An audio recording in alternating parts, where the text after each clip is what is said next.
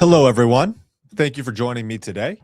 As you all know, we plan to have Andrew Wilson on the show. Andrew Wilson is the host of the Crucible channel on YouTube. He is a well known debater, a blood sports debater, as he calls himself. And I am looking forward to having him on the show today, to debate, to have a conversation about the differences in what happened to Charlie Kirk and the criticisms of Erica Kirk and Turning Point USA and Candace Owens and let's see where we go. I appreciate you all in the comments. Looks like a few of you guys are a little worried about me. Yeah, look, here's what it comes down to. I'm not a professional debater. I am here saying on my platform what I believe to be true. I am I wrong about things? Have I been wrong in the past before? Absolutely. But I think that having open discussion and putting all things out, the free discussion of ideas is a core value and core principle of what I believe in. And look, I mean, it is what it is. Like, the truth is the truth. And we have been at this for a long time here over the last 6-7 months since Charlie Kirk was assassinated, and I've had my nose and my head in the weeds of all of this, and I've seen a lot of the arguments, and I've seen a lot of the perspectives and the theories, and I don't know, I feel like I'm in a good spot. So there are a few things that I want to get to before Andrew comes in, though. I have him scheduled to come in here in about 8 to 10 minutes or so. So I do want to cover some stuff, and I do want to give you guys some context as to how all of this gets started. So let's do that. The first thing I want to bring up here is, let me bring this on to the screen here. We have, what do you guys see there? You see Joe Kent. All right, let's go to this one. So Kash Patel's girlfriend, Alexis Wilkins, put out a 13-post thread yesterday claiming that a foreign-linked influence network has been running coordinated operations against the Trump administration for 22 months. And she says that she knows this because they ran one against her. If you guys don't remember, Alexis Wilkins was accused of being a honeypot. Those posts went viral, and then she turned around and sued those accounts who made that claim that she was a honeypot and she was basically working for Mossad, and that was her responsibility in dating Kash Patel.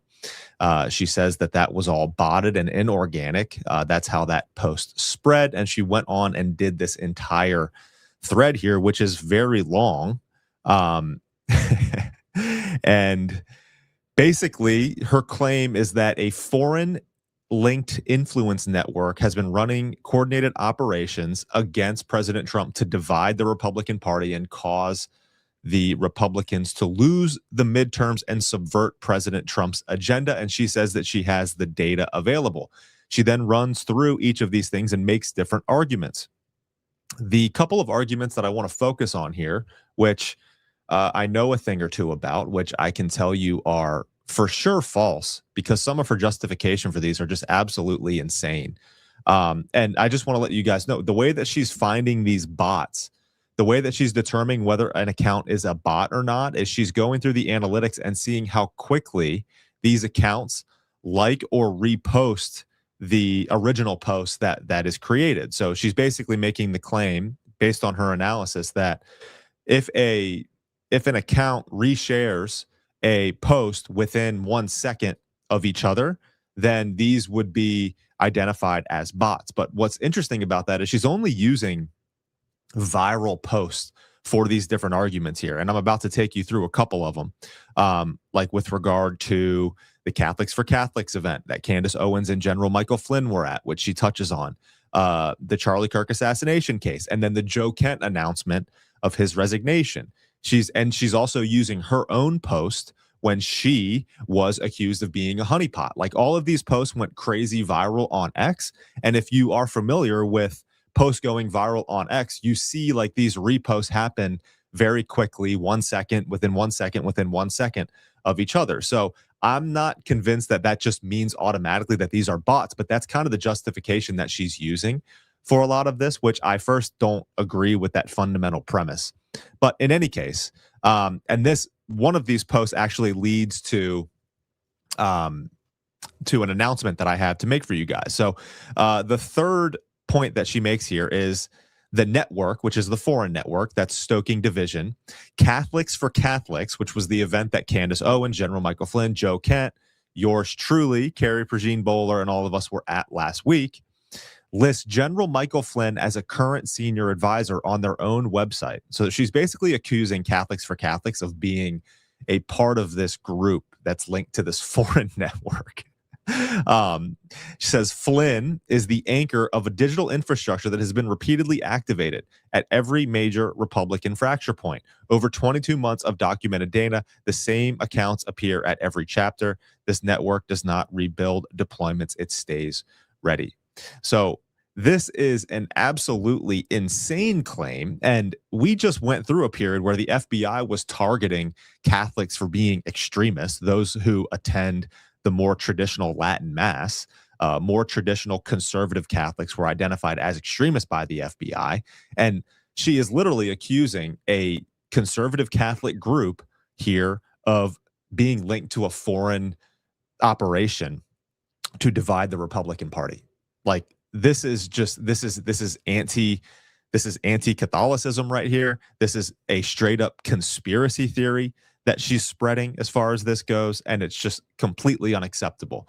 If you guys don't remember, General Flynn was put in jail for defending President Trump back when he was being accused of an insurrection by the left. So this is a guy with skin in the game, and this is just an absolute smear and assault on his character right here. It's just completely unacceptable as far as that goes. But I want you guys to take a look at this next one here.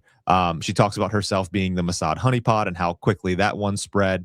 But then she says here, on September 25, Charlie Kirk is assassinated, and within hours, Candace Owens publicly attributes the killing. Within hours, Candace Owens publicly attributes the killing to Israel and targets Charlie Kirk's widow by name. Many of these accounts active July 25, active in the July 2025 honeypot chapter, which is the chapter that affects her, activate immediately. A moment of natural Republican unity is converted within hours into one of the most sustained fracture points of the year. So literally her saying there that within hours, Candace Owens publicly attributes the killing to Israel and targets Kirk's widows by name. That's blatantly false. We know that that's blatantly false. First of all, Candace she was actually extremely supportive of Erica in the months after Charlie was assassinated. It wasn't until I think around the turn of the new year, I think it was about 3 months or so, that she was very supportive of Erica, never called her out whatsoever. And it wasn't until the new year, until they got together and Erica lied to her face and Candace found out about it, that she eventually turned. So within the hours of blaming it on Kirk's widow, I mean, that's just a blatant lie. It's just not true. And then we've got within hours, Candace publicly attributes the killing to Israel. That's also blatantly false.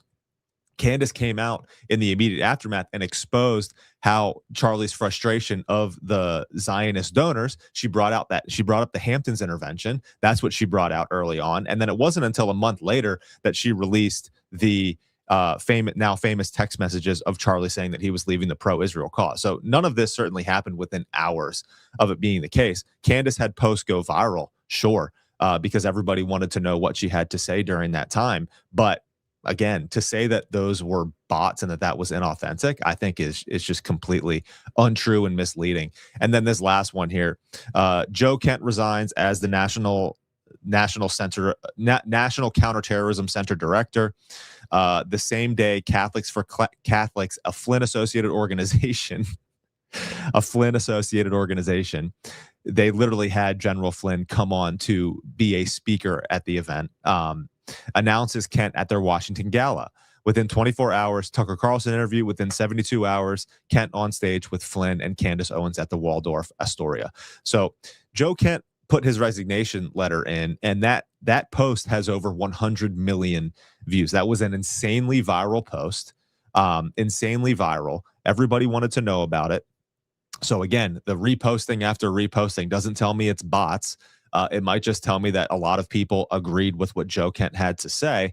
And then he went on Tucker he went on these different media outlets because it was the hottest news story at the time, and because this is like normal real life and how people actually behave. So in any case, all of this to say, I mean, and this is that long 13-page, 13 post argument that she's making here, basically making the argument that there's a foreign linked operation. Bots are being used to amplify dissent, and divide President Trump. And it's just like, look, there was another post that came out, I think from Data Republican, that basically they're trying to make the claim that there's a leftist, Max Blumenthal, who's driving basically this narrative that Israel killed Charlie Kirk. This is how all of us here were being manipulated by the left to believe all this. And guys, it's just all completely false. It's just like, look, we're real people with real concerns. And when you start to blame the left or blame this all on some foreign operation, you're literally just dodging ownership and responsibility of the lack of promises that you have kept. Like, for example, botching the Epstein files and the whole Bindergate debacle. We have the promise of no new wars, and here we are in a war with Iran. We've got the botched Butler investigation. We've got the botched Charlie Kirk investigation. It's like all of these things have just added up over time to result in people just expressing frustration, criticism, and dissent toward the Trump administration. I said this myself. I was one of those people. I grew this channel. This channel grew significantly as I covered the President Trump election, the campaign leading up to it, and then the Doge efforts and a lot of the initial actions of the administration. I was very excited. I was a big fan of this Trump administration. I considered it the dream team to get America, the American government, back working on behalf of the American people. And I have since, one of the hinge moments for me is that I built up my channel. It went from like 5,000 to over 200,000 subscribers, with basically MAGA supporters, because that's what I was. I was a Trump supporter. When Pam Bondi released the binder, she was on Fox News with Jesse Waters the night before, and she said, I've got on my desk names. You're going to be sick as to what these criminals did. It's disgusting. And then she comes out with the binders the next day, and it's literally nothing. There was nothing in them. So I basically did a video on, and I accused her of lying. And guys, I lost thousands of subscribers by putting out that video. I was basically like, this is unacceptable. She lied about it. And people were pissed at me because I literally was calling out the administration for the first time after I had just been an adamant supporter of them for months and months and months. And I had built a YouTube channel and a platform on that support. So I pissed people off. And, at the time, I was like, damn, like that sucks. I just lost, over 1,000 subscribers here. And I've been working hard to build this channel up. But ultimately, the truth is the truth. And now time has gone by. We've got, we had the Charlie Kirk assassination. We've got this war in Iran now. We have all of these issues now where I feel like, I've arrived at more of a firm place of dissent, I guess you can say.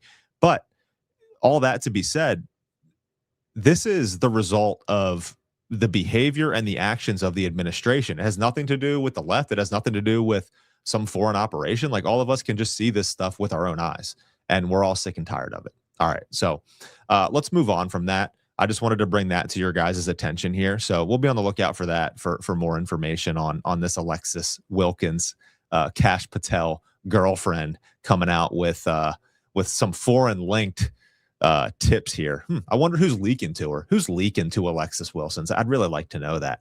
All right. Let's get into the context here of how this came about with Andrew Wilson. So I walked you guys through this a little bit yesterday, and I shared on my X profile that the clip from Joe Kent explaining to Tucker Carlson that there were more leads to investigate as far as foreign ties go in the Charlie Kirk assassination case, but they were shut down for pursuing them. I'm going to bring up that clip, and that'll serve as a good stage here and good context for what we're about to talk about with Andrew Wilson. Let's take a look at this here. Very loudly. He was single-minded. And he walked off, and he went, I believe, into the Oval.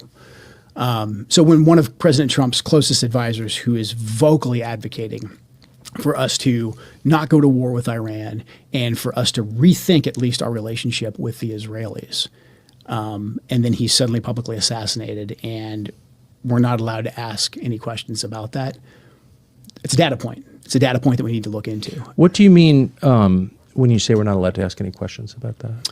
We've been told that this individual, Robinson, is a lone gunman, and maybe he is. But the investigation that I was a part of, the National Counterterrorism Center was a part of, we were stopped from continuing to investigate. And the FBI will say that they stopped that because they wanted to turn everything over to the Utah state authorities. Everything's going to trial. It's very, very sensitive. But there was still a lot for us to look into that I can't really get into. But there was still linkage for us to investigate that we needed to run down. And I'm not making any conclusions. I'm not saying I don't think you are. Because of this happened. I'm not saying that at all. I'm just saying there's unanswered questions. We know the pressure because of the text messages that have been made public that Charlie was under a lot of pressure from a lot of pro-Israel donors. And again, we know Charlie was advocating to President Trump against this war with Iran.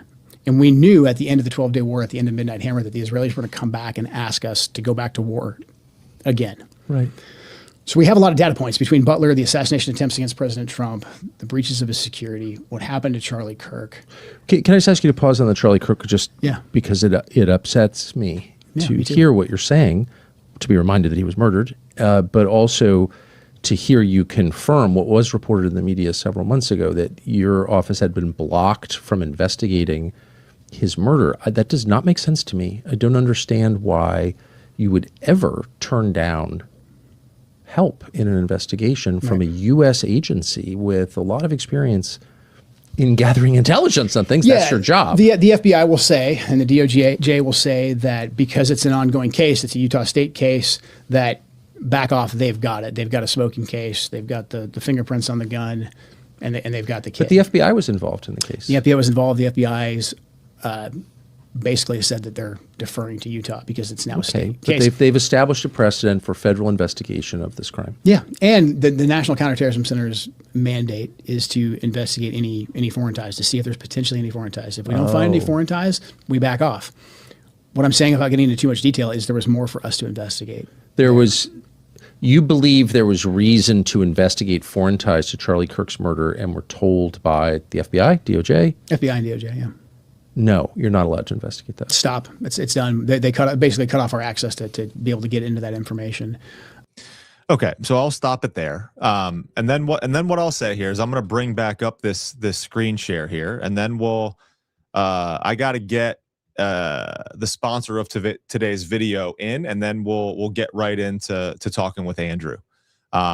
So what happened here is I put that video up. I shared that clip from Tucker Carlson's podcast with Joe Kent.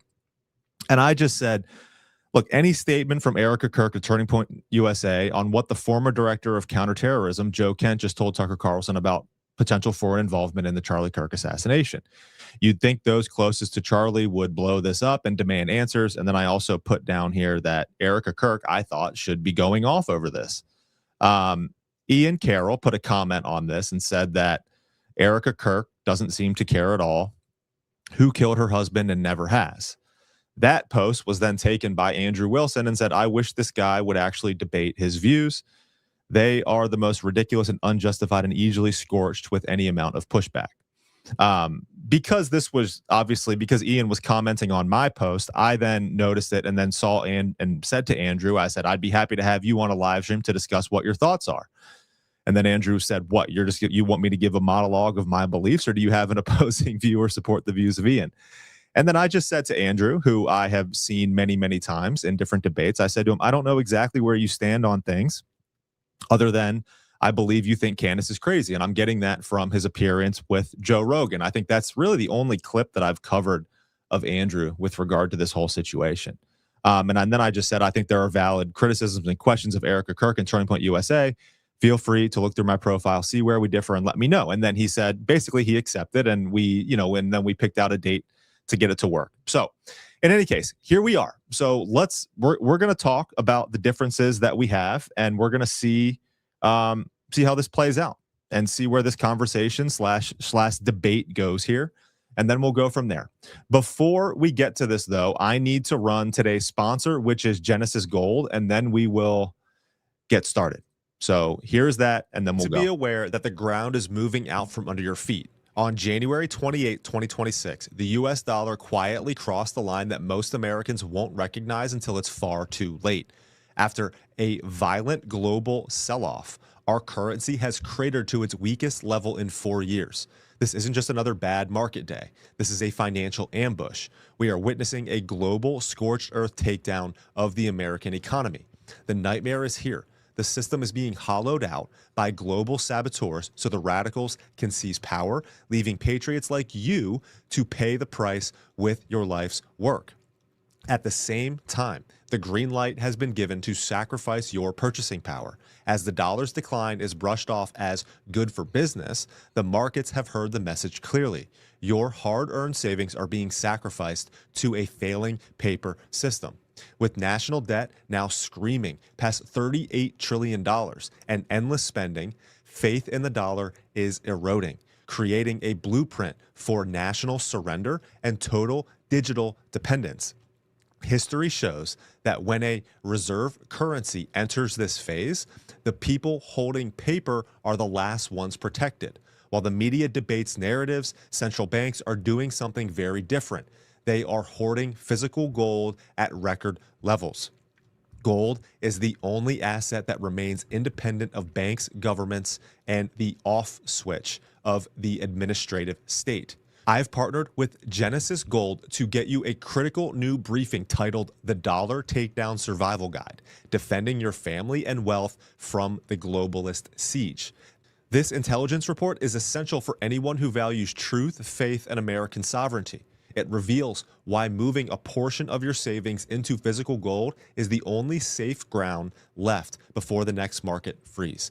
Don't wait for the bank doors to lock. Visit CostelloGold.com today and claim your free copy while supplies last. Today's decline was the largest one-day drop in nearly a year. Secure your wealth in a territory that they can't touch. That's CostelloGold.com for your immediate dying dollar defense. Okay, got that out of the way. Check out that guide if you guys can. Gold is a good hedged in turbulent times, so check that out. That is today's sponsor. And then if you guys don't mind, just hit that like button so that you can cooperate here with the YouTube algorithm, and then make sure you subscribe. All right, we're going to bring in Andrew Wilson here. Let's bring him onto the stage. Andrew, can you hear me? And are you there? I can hear you fine. Well, Andrew, we haven't met before, but welcome to the Zach Costello show. I appreciate you coming on. I think that you heard somewhat of my kind of opening statement there, kind of highlighting how today came about.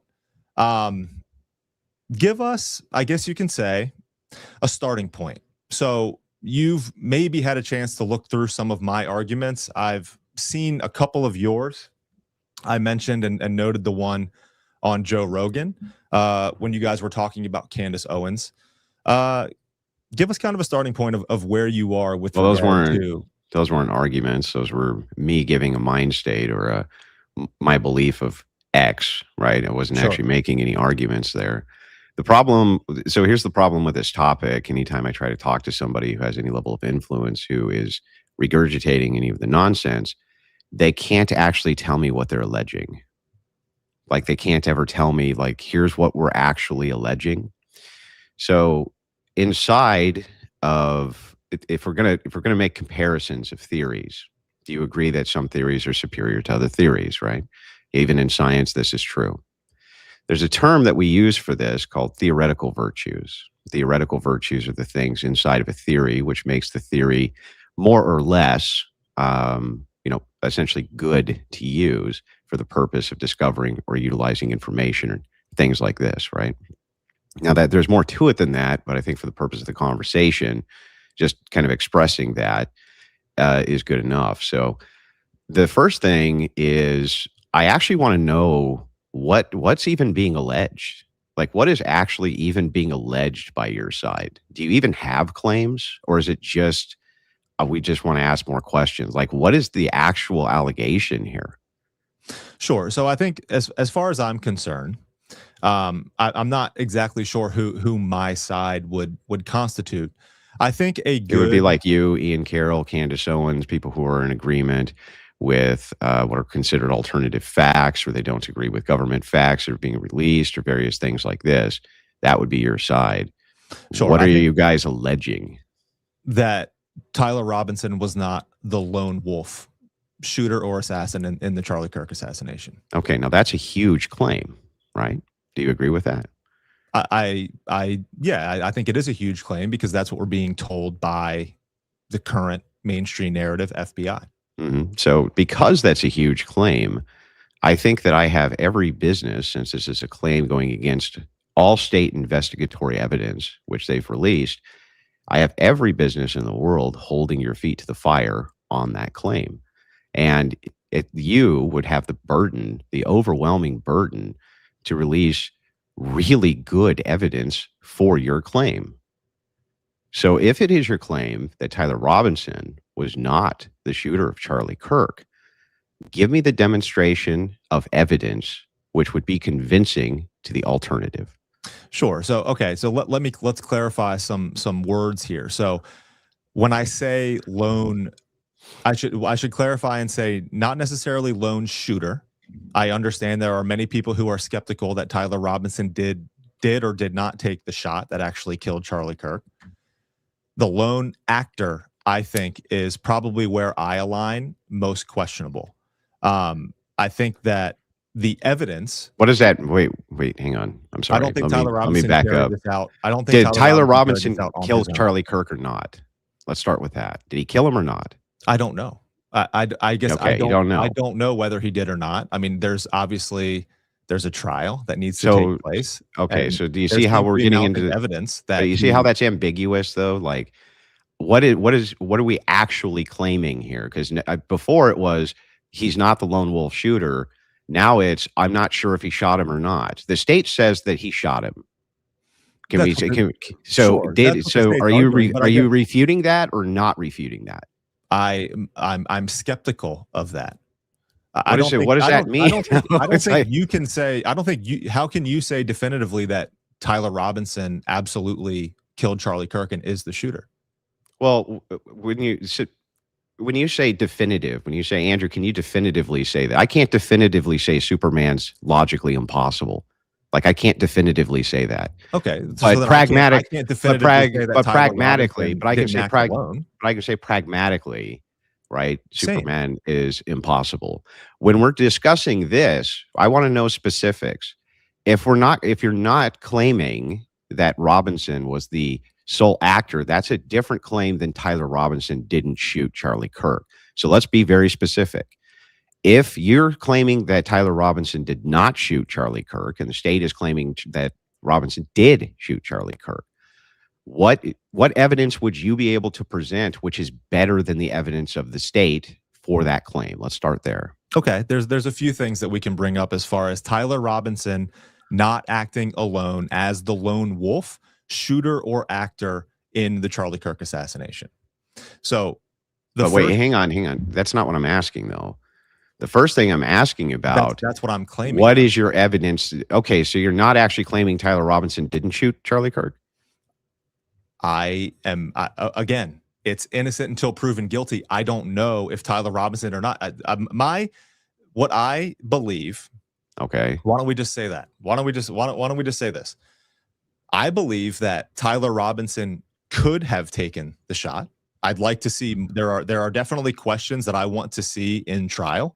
That I think that I hope come out, like especially with regard to the video surveillance of him or whoever it was walking up the stairwell on the day of the assassination. We only have still pictures of that. I personally don't think that So you're not claiming that he didn't do it. I am not making the claim that I definitively believe that Tyler Robinson did not kill Charlie Kirk. Okay, so you believe that it's very possible that Tyler Robinson did kill Charlie Kirk? I believe it's possible. Yes. No. Well, okay.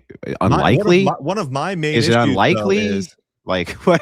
You see what I mean by, like, I can't, it's always ambiguous. Like, but it's not if not I'm ambiguous. trying to drive down on this, is it your belief that it's more likely he did or more likely he didn't? Andrew, Maybe we Andrew, can start there. I'm skeptical. I'm skeptical I'm of skeptical of your current narrative that we are skepticism. being told. I'm skeptical of your skepticism. Great. That doesn't get us anywhere. I want to Can know you- specifically what the claim is. Is it more likely that he killed him or not? Can you tell me if you believe Tyler Robinson definitively killed Charlie Kirk? Right now, all of the evidence which has been presented shows that that's the stronger narrative. Yes. Do you think that Tyler Robinson acted alone in the planning and coordination to kill Charlie Kirk? According to the evidence presented so far by both sides, the state's making a much more compelling evidence that yes, he did. So you don't believe that George Zinn, who acted as a decoy in the immediate aftermath, was a part of that coordinated plan? You don't believe the Discord That isn't chat that or did the first. online chatter Well, of hang on, people hang on. knowing beforehand had anything to do? I'm with going to the grant assassination? all of the shit that you just said. I'm just going to grant all of it. I want to Okay. see the evidence that he didn't shoot him. What is it? What did you say? Sorry. What's I the didn't hear evidence that Tyler Robinson didn't kill Charlie Kirk? What is it? So the evidence that Tyler Robinson did not kill Charlie Kirk.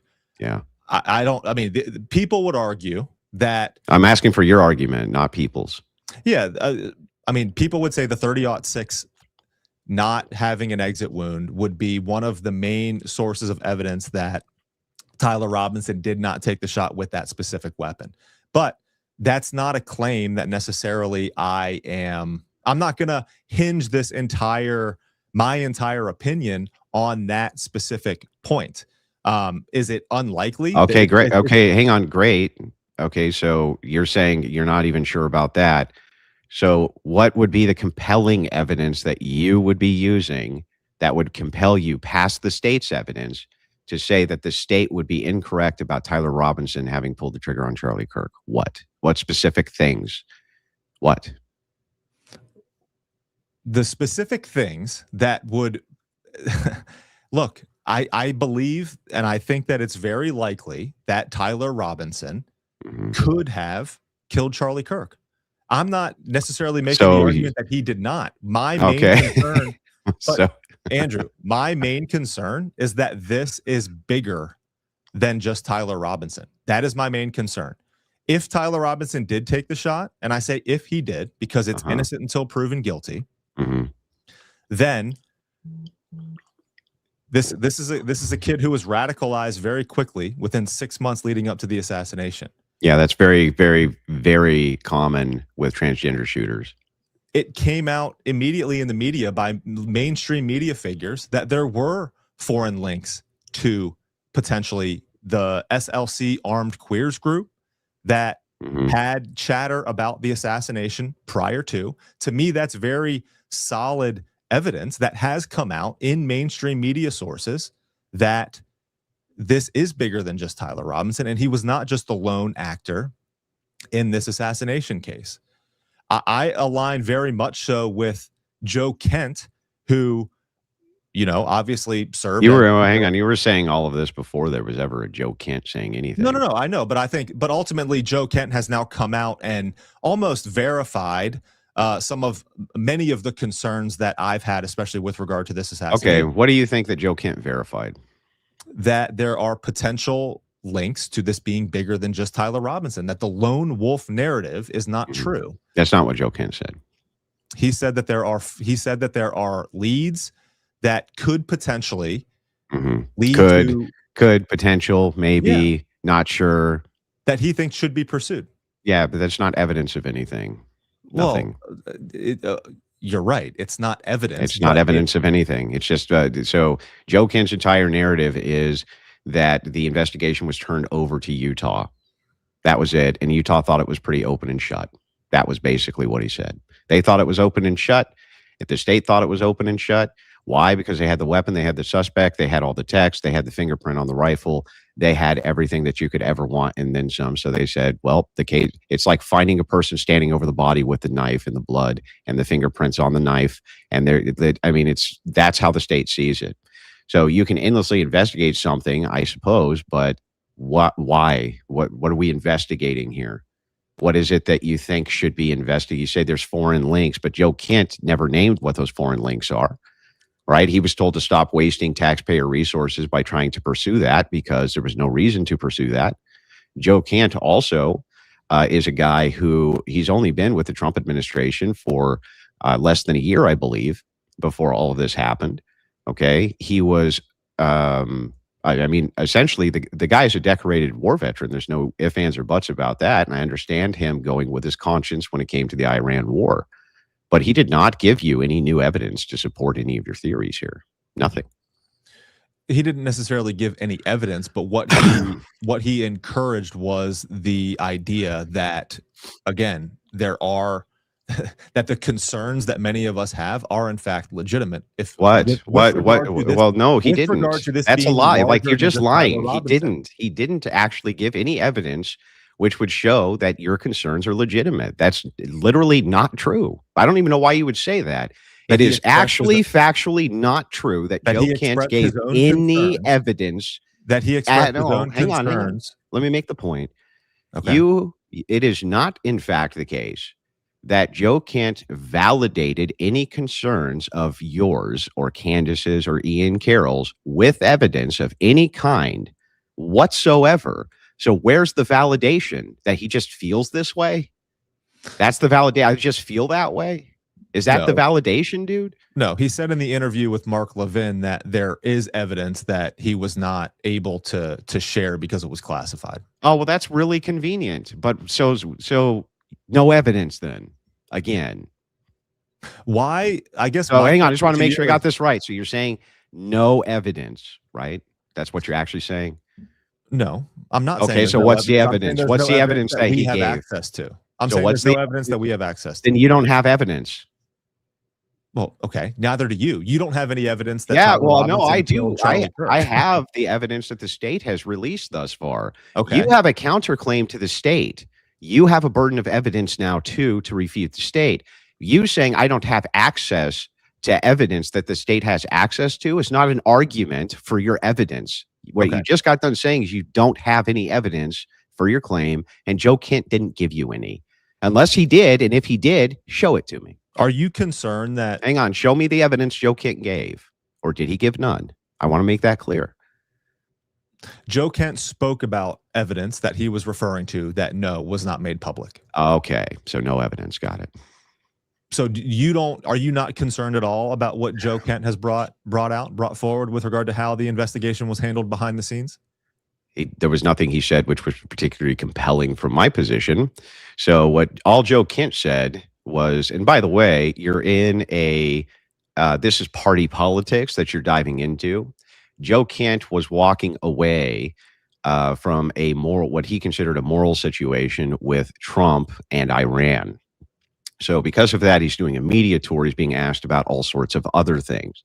In this particular case, he did not leave the administration over what happened with Charlie Kirk because it must not have affected him nearly as badly, at least from a moral foundational perspective, as the Iran thing did. So he didn't seem like he was particularly upset about it. It seemed like he was just answering questions about it. Now, a lot of people are running with this as though he gave some sort of compelling evidence. You just got done saying, in fact, that your intuitions are now validated because of Joe Kent, when in fact, you just then admitted that you have no new evidence to present from Joe Kent. And so I would say that my concerns align with Joe Kent's concerns. Ultimately, is I think the best way that I would say it. Well, I'm glad Charlie Kirk's name got brought up. Let me make a point. Charlie Kirk's name got brought up because Charlie Kirk and Joe Kent overlapped in the White House, and Charlie was adamantly telling him to not go to war with Iran. So that's the connection there of how that came up in the Tucker Carlson interview was Yeah, I agree. I watched the interview. The thing is, though, is that you don't have any new evidence to validate any of these positions or intuitions. You just saying that you guys are all have concerns together is nice, right? I'm concerned, they're concerned, the guy over there is concerned. But this is the problem with all of your claims, is that they're very vague, they're very ambiguous. And when we get to hyper specifics, when you say things like this validates my position and then say, but gives no new evidence for my position, I don't understand how your position is then more validated by it. Okay. I don't actually understand that. Can I go through, let me go through a couple points that I guess provide backing to my argument that this could be bigger, that I think is likely bigger than just Tyler Robinson. Can I do that for you? Sure. Okay. But do one piece at a time. Okay. Let's start with the day of and the basics. So George Zinn, the man who acted as the decoy, who said that, who as what does that mean? He stood up and said, hang on, what does that mean? He was the shooter. He stood up in the immediate aftermath of Charlie being shot and said that he was the shooter. And when he was receiving medical attention, and I can find the source on this, he informed the individual that was treating him that he was paid to do so. Okay. So that is pretty solid evidence that. No, it's not. So let's go through it first. You don't think that hang on. Let's go first. Tyler Robinson. Let's go first and foremost with the word that you used to describe this: decoy. Okay. Give me your proof he was an actual decoy. Well, he acted as a decoy. Give me the proof of that. That's the claim restated. He stood up and said that he took the shot, and he in fact did not. Yeah, but a decoy would imply that there was coordination, and he was to act in this way specifically. By the way, that would run. Well, if you were to ask me what is there evidence that he was trying to cover up, I would be like, he stood up and said that he took the shot and he didn't. Like, you're asking me to provide evidence, and I'm literally telling you what this guy did, and then you're saying, well, that doesn't count because you're trying to. I feel like you're trying to get me on the word decoy. Well, no, I'm trying to just establish facts so that there's no ambiguity and you can't equivocate. Equivocation is when you use a term loosely so that you can move between two separate meanings of it. So I'm going to establish what is a decoy first and foremost. What is it? Someone who would, or someone or something that would distract others from what is truly going on. Got it. And so that would imply coordination. I mean, I guess naturally, but yeah, I mean, I guess you would say yes. So then what you're actually saying is that there was coordination between Tyler Robinson and the decoy. Okay, what is the name? What word would you prefer that I use then, if not decoy?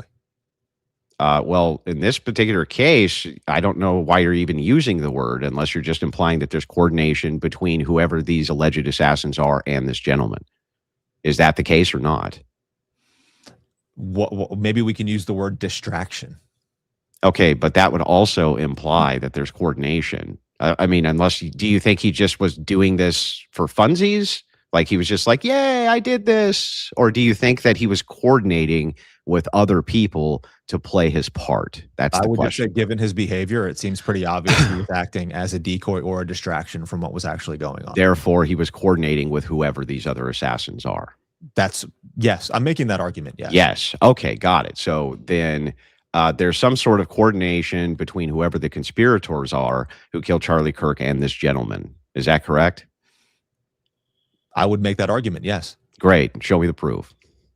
He acted as a decoy in the immediate aftermath and said that's the restatement of the claim. I want proof of the claim that there was coordination between this gentleman and any other conspirators whatsoever. Anybody from TPUSA, anybody who's related to Tyler Robinson, anybody who you would consider part of said conspiracy.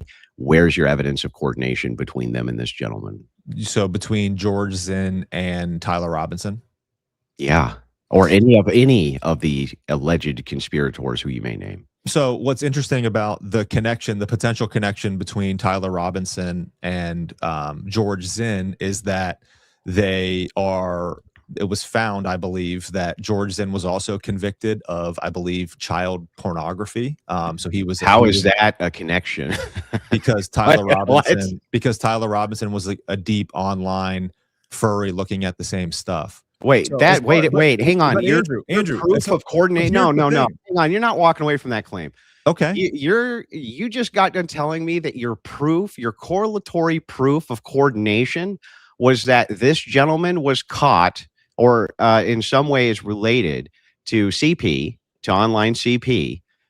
What the fuck does that have to do with Tyler Robinson? Because Tyler Robinson was also in deep online furry transgender chat rooms. Hang on. Have you ever watched porn in your life?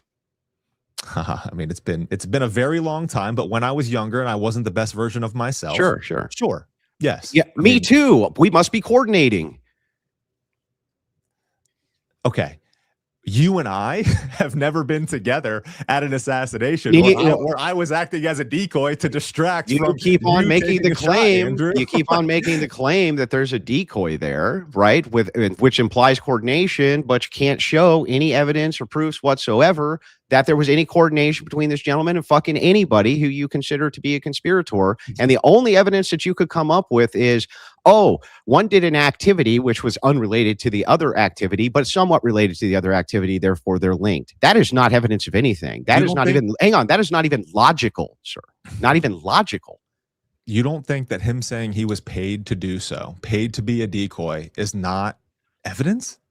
He suffers from extreme mental illness, like many leftists do, who go out, including in the Unfuck America campaign, which rigorously followed around Charlie Kirk's TPUSA for the purpose of clout. They attract the most mentally ill people that you could imagine. Okay. These people are fucking crazy. How do I know? Because I've debated with them. I've engaged with them. I know exactly what they are. This guy has significant mental illness. And by the way, early on, they thought there was a possibility that it could have been him due to those admissions until they began the investigation process, which is what you're supposed to do. They found the actual shooter. There is no evidence whatsoever that this guy, well, A, shot Kirk, B, coordinated with anybody, and C, is anything less than a left-wing lunatic. No evidence of that at all. And the best that you could come up with is that, well, he looked at GP online, which is fucking gross and disgusting, but reaffirms the fact that he's mentally ill, right? Where's the coordination with the conspirators? You asked me to elaborate more on what the potential connection between the two of them are. That's not a potential connection. And the deep online sexual chats is not something that I just made up. I think that's not a connection. Okay. Andrew, fine. That's crazy. How is that logical? Leave the CP aspect out of it. I'll grant you that. Okay. The better evidence is him actually doing what he did right after the shot rang out and then saying that he was paid to do so. That to me is pretty solid evidence that he was acting as a decoy. Do you know how many people make admittances to high profile crimes that they never committed? Okay, so your argument is that you don't believe that George Zinn was a decoy because there's no evidence that he was. Because that's why. Well, other than him actually being the decoy, you're saying there's no evidence that you keep on you just because you make the claim he is this thing, you have a burden to demonstrate he was this thing. When we establish what a decoy is, we've established that decoy means that you act in a coordinated fashion as some sort of distraction. Otherwise, you couldn't act as a distraction unless it was coordinated. You wouldn't be a decoy then. You'd just be some guy. So if that's the case and you keep making the claim that he's a decoy, then what you would need to do is show evidence which would give me the relationship between him and whoever you think are the involved conspirators. And you don't have any. Nothing. Okay. You have nothing. So you keep calling him a decoy, and that's the use of ambiguous language. And the reason I clarified it early on was because you grant yourself that he was, even though the implication is that there's coordination, and you can't demonstrate the coordination. I think that we can, and I think that can move us to our next point. Okay. So I think it was the week after or so on the Charlie Kirk show, J.D. Vance and Stephen Miller spoke about the radical left-wing groups or NGOs that were talking about or coordinating violence against conservatives. Do you remember what I'm talking about here? Of course. There Radical is, left-wing groups and NGOs have been utilizing things like Signal and other things like this. Much of this has come out from people on the ground at the various riots across the country. I followed those very closely, along with the people here at the Crucible. The tens of thousands and hundreds of thousands of viewers that I have followed those riots very closely. There's no doubt that NGOs play a massive part in that. 100% accurate. The Armed Queers SLC group. Are you familiar with them at all? Not that particular group, no. That was the group who that is where the chatter came from prior to the Charlie Kirk assassination. This is the group that, and this is based on, I believe the FBI put this out. I believe this is part of the mainstream narrative. This is what Stephen Miller and JD Vance, I believe, were talking about that day. I can go back and check that. But this Armed Queers SLC group, this is the group that was chatting amongst themselves about something happening to Charlie Kirk on September 10th. There was chatter about foreknowledge of the assassination. And this is a group that the link between the Armed Queers SLC group and yeah, I have it in front of me. I have it. There's a link between them and Lance Twiggs, who then connected to Tyler. Yeah, Robinson. I have it in front of me. I have the evidence for this in front of me. So the federal investigators are probing whether or not it is the case. Their fears Robinson could have been radicalized Robinson could have been radicalized by this group. Yes, that's what the actual claim is, and that claim's being investigated. Yeah. Yes, but that's then what's the problem here? What's the issue? I don't understand what's the problem then. I guess there's no issue. I mean, there's no. So then what is this evidence of? This just goes back to my initial argument. It just goes back to my initial argument of this being bigger than just Tyler Robinson and the fact that he was influenced by. Well, no, it looks like it's pointing at Tyler Robinson. So it looks like what the probe is about is that this particular group may have radicalized Robinson. Not that they directly coordinated with Robinson to assassinate Kirk. That is not what the claim is. Can you demonstrate that that's what the claim is? That this group influenced Tyler Not Robinson. That they influenced him, that they coordinated with him. See, this is okay. So as far as the coordination goes, again, we've already talked about and addressed George Zinn. We've already, I think, come to a agree to disagree moment with regard to that. No, we didn't come to an agree to disagree moment. We came to a moment where you had no evidence for your claim again. Well, again, I think the evidence is that George Zinn saying that he was paid to do so is evidence, but you obviously disagree with that. Well, wait a second. No. I wouldn't disagree that you can say that this is evidence, right? He said this. I'm not disputing that he said this. What you would need to demonstrate is that it was true.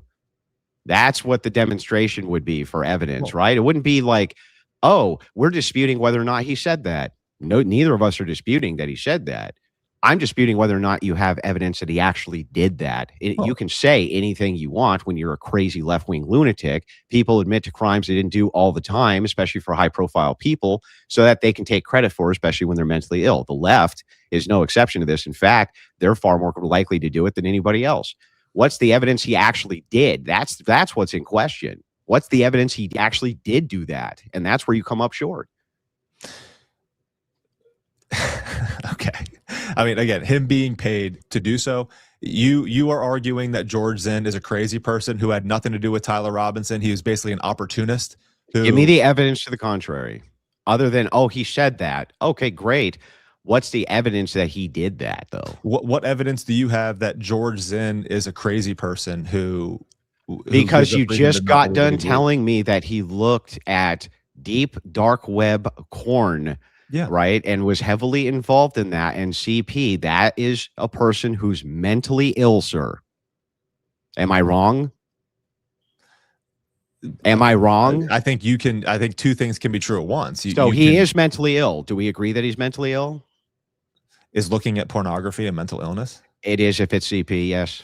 I guess. I mean, I can. In fact, a classical definition is that is mentally ill. Yes, very classical definition. Can we agree then that he's mentally ill? So your argument then is that he is a mentally ill person whose word should not be taken seriously. No. Given the fact that he said he was paid. Do you think that Nope. a mentally ill person? No. Let me be very clear. What I'm saying is that know whether or not they have been paid to be a decoy in a certain circumstance or not. Because it's a pretty basic. It's a pretty basic. Wait, say that again. Wait, say that again. Do you think a mentally ill person is capable of knowing whether or not they were paid to perform a certain task or not? Yes, of course they can be. Yes, of course. Specific instance. Yes, of course. Okay. So you can't just say he's mentally ill, therefore everything that he says or everything that he interprets. But I didn't say that. You are straw manning the claim. Can you steel man what my claim actually is so that you're not being bad faith? I want to make sure and then I'll steel man yours. Steel man my actual claim here. That George Zinn is, because he was looking at CP, he's mentally ill, and you are arguing that because he's mentally ill, and you are using examples of circumstances in assassination cases where people do take credit for them right off the bat, that we cannot necessarily take George Zinn at his word when he is receiving care saying that he was paid to do so. No, you left out the most critical and key part. A, yes, he's mentally ill. We've established that as being fact. B, it is the case that people take credit for high-profile assassinations all the time or high-profile murders that they had nothing to do with. That's B. But C is the most important part. Where's your evidence that he actually was paid by anybody or coordinated with anybody to do anything to Charlie Kirk? That's the key part. The key part is my claim is that this guy's mentally ill. The state says he had nothing to do with the shooting. The state claims that he's also mentally ill. What is your evidence when the state says he had nothing to do with actually assassinating Kirk? What is your evidence he did? What is it? He said that he was paid to do so. That's, oh God, dude, it's so bad. Why is that so bad? I don't understand why that's bad. He performed the act. He performed the act and then said that he was paid. What evidence? What evidence? Because when the state looked in the financial transaction, when the state looked into it, they couldn't find any links between this guy and the shooter. They couldn't find any links. They couldn't find any links between this guy and anybody. You can clearly see him in the audience not doing that, right? Nobody's claiming that he even pulled the trigger. Nothing. Nobody's claiming that. So you would have to show some evidence of coordination, some evidence he actually did the thing that you're claiming that he did. All you have is a quote from a mentally ill fucking lunatic. That's the entirety of the basis for your evidence. Do you realize how rational people see that?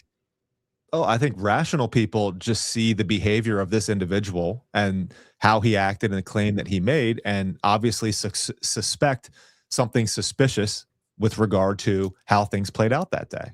I think that's a pretty common sense way to look at it. No, it's the listen, when you go through something, especially when you're talking about evidence or criminality, right? I hope to God I would never be tried and have you on the jury, because I would want you to look at whatever I was accused of and give really good substantiating evidence, which was very convincing to a person, right? And especially if you were in my defense, but if you're prosecuting me, that would be even worse, because you would just take things which had no real evidence for them at all, and then say, well, this query needs to be pushed against Wilson harder, or something, he must be involved in some different way. Your evidence here is so flimsy. All you're doing is taking a quote from a man who both of us have agreed is mentally ill. Both of us have agreed that many such accusations happen inside of high-profile assassinations or murders all the time.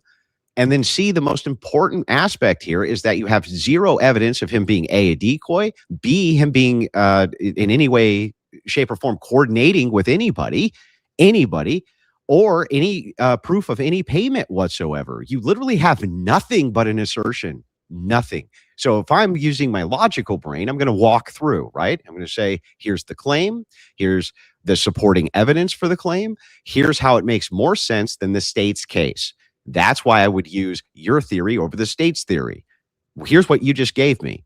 Nothing. Okay. So I guess we can just leave it at agreeing to disagree on George Zinn being a decoy or not.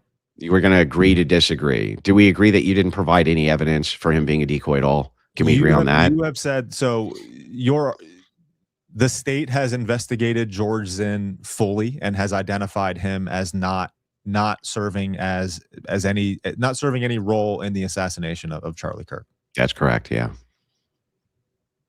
Do you have a counterclaim to that? Can you show me any evidence to counter that? Any evidence at all to counter that? Any? The claim that I would the claim that I would make, and then couple this to and bring back in here, is again the groups, the Armed Queers SLC, and these NGOs, these violent left-wing groups that I believe, I don't know if there's a connection between George Zinn and these groups. There isn't. I don't know if that's been looked into or not. Well, so far, it's really funny because the portion of evidence here that you're pointing to is actually worse for you than it is for my position. One, the FBI is investigating this group for any potential leaks. That's the first thing. But they're only investigating them for potential links towards Robinson as a form of radicalization. Was he radicalized by this group? They're not even making the accusation as to whether or not there was coordination with this group. And there's zero evidence that there was. None. Are you concerned? Unless you have some. Do you have some evidence you could show me there was any coordination between this group and Tyler Robinson? Do you have a shred of evidence you can show me? Well, do you have this evidence? I mean, you're like the state. Yes. Okay. Here's my evidence. They're investigating it. Right? My evidence is what the FBI is saying. The FBI, who are the investigators, who are there, and the state, who is bringing the case against the shooter for Kirk, the people who are empowered by the people to investigate these claims are saying, we want to make sure that we know who possibly radicalized this guy, and we're looking into this group for radicalization. They did not say that they in any way, shape, or form coordinated with him. That was a claim you made, though. Can you give me evidence for it? Are you concerned that... don't ask me a question. Answer my question. Can you give me evidence of coordination with this group or not? They're looking into it, and you can't do this. So no, you can't. But I wouldn't make the claim. You're making the claim, though. How are you going to make the claim and have no evidence? I'm making the claim that this is bigger than just Tyler Robinson, and you admitted yourself right there that they're looking into this. They're looking into whether, okay, if all you mean by the claim this is bigger than Tyler Robinson is that nobody coordinated with Robinson, he was a lone gun shooter, but there could be potentialities of people who may have radicalized him via them being in a Discord somewhere or him being in a Facebook group somewhere. If that's all you mean by it's bigger than Tyler Robinson, sure. But that's not what you mean, is it? You mean that there was other groups which were assisting with coordination, Tyler Robinson. That's what you actually mean. Isn't that the case? I mean, I think that there are arguments to be made there, but ultimately, here's my biggest concern. My biggest concern. So I'm answer my question real quick, and then you can ask me whatever you want.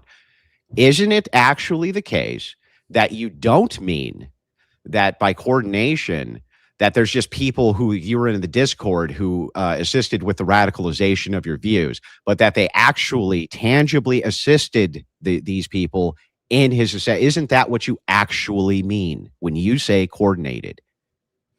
I believe that if Tyler Robinson took the shot, that it's bigger than him in that he was influenced by a certain group, and I want to know who that group is. Okay, so that's no different than the state. I think that's probably my biggest concern. So you have the state's position. The Charlie Kirk assassination case. That's the state's position. The state's position is that there's a possibility that the guy was radicalized by other groups, but not that these other groups coordinated with him in the assassination. So you actually have the state's position here, unless you don't. Do you have it? Are you sure that's your position, or do you have a different position? I don't believe that the state has that position. What do you mean? Why are they looking into this group the state is for the potential of radicalization? Acted as a lone wolf, and then I guess you can say my main issue is Andrew. Okay. Will you at least grant that there are millions and millions of influencers out there who are basically just trying to pin this on Tyler Robinson being the lone wolf? He needs the death penalty real quick so we can move on from this. Like, no, that to me is a very irresponsible position to hold when it comes. Well, first of all, that's a really stupid position for a bunch of different reasons. The first reason hang on. No. Your position that you just stated is a stupid position for a bunch of reasons. I'll explain. First of all, who cares? Let's assume that like 99% of influencers want this guy to get the death penalty, right? Let's just assume it. That takes for fucking ever, dude. You don't just go, oh, guilty, and the guy gets the electric chair the next day. It goes through appeals. It takes fucking years and years and years and years. Okay. Before you get the death penalty. After he's convicted, it's like, what are you talking about? After he's convicted, where do they put him? Do they put him out in public so he can talk and he can, he can continue to make public statements about who was involved in all of this, who he was influenced by? No, he gets put away, locked up. We never hear from him again. Like that's, oh my God. Are we going to lock up somebody who assassinated one of the greatest political figures of our time? Oh no. We obviously want whoever killed Charlie Kirk to be held responsible for it, but we also want to know every ounce what are you of talking about? Do you understand how absurd the position is that you just had? If Tyler Robinson is convicted based on the state's evidence of Tyler Robinson killing Charlie Kirk, we're going to lock him up in a prison, and so he's not going to be out making media statements. Do you think that's what a revelation, man. You really, you blew my mind. I got to rethink my entire position now. Do you think it's a good idea for Tyler Robinson to be locked up, convicted, and kept quiet without us having all of the information? Has Tyler Robinson been convicted, locked up, and kept quiet? I mean, not as of yet, but he still has okay. Well, then what are you talking about? All you're talking about is there is a potential sometime down the road, post-trial, after the public has seen all the evidence in this very high-profile case, for Tyler Robinson, who has been the #1 suspect of the state, who the state has tons of evidence against, to get locked up in a fucking prison. Wow, man. No shit. Why do you think all of a sudden that the state or the federal authorities are going to give us all of the information regarding this case? Well, first of all, we weren't given it in Butler, first of all, Pennsylvania. So they don't give comparison. They don't give all of the information on any case for lots and lots of different reasons. They're going to redact various names which are involved to protect the people's identities. They're going to try to protect victims. The state has an obligation to do just that. Yeah, they'll keep the thing is, though, is that our own good. The state has been releasing evidence, and the evidence that they have released is compelling. The evidence you have released is fucking nothing. In fact, I've been sitting here grilling you on your evidence the entire time we've been doing this debate, and you haven't fucking provided shit. You haven't provided nothing. And this latest thing that you just said is, wait a second, they might give him the death penalty. Yeah, great. After years and years and years of appeals processes. Fantastic. Also, wait a second, Andrew, he's not going to be able to make public media statements anymore. Yeah, no shit. He'd be locked up in prison on death row for killing one of the greatest political figures of our time.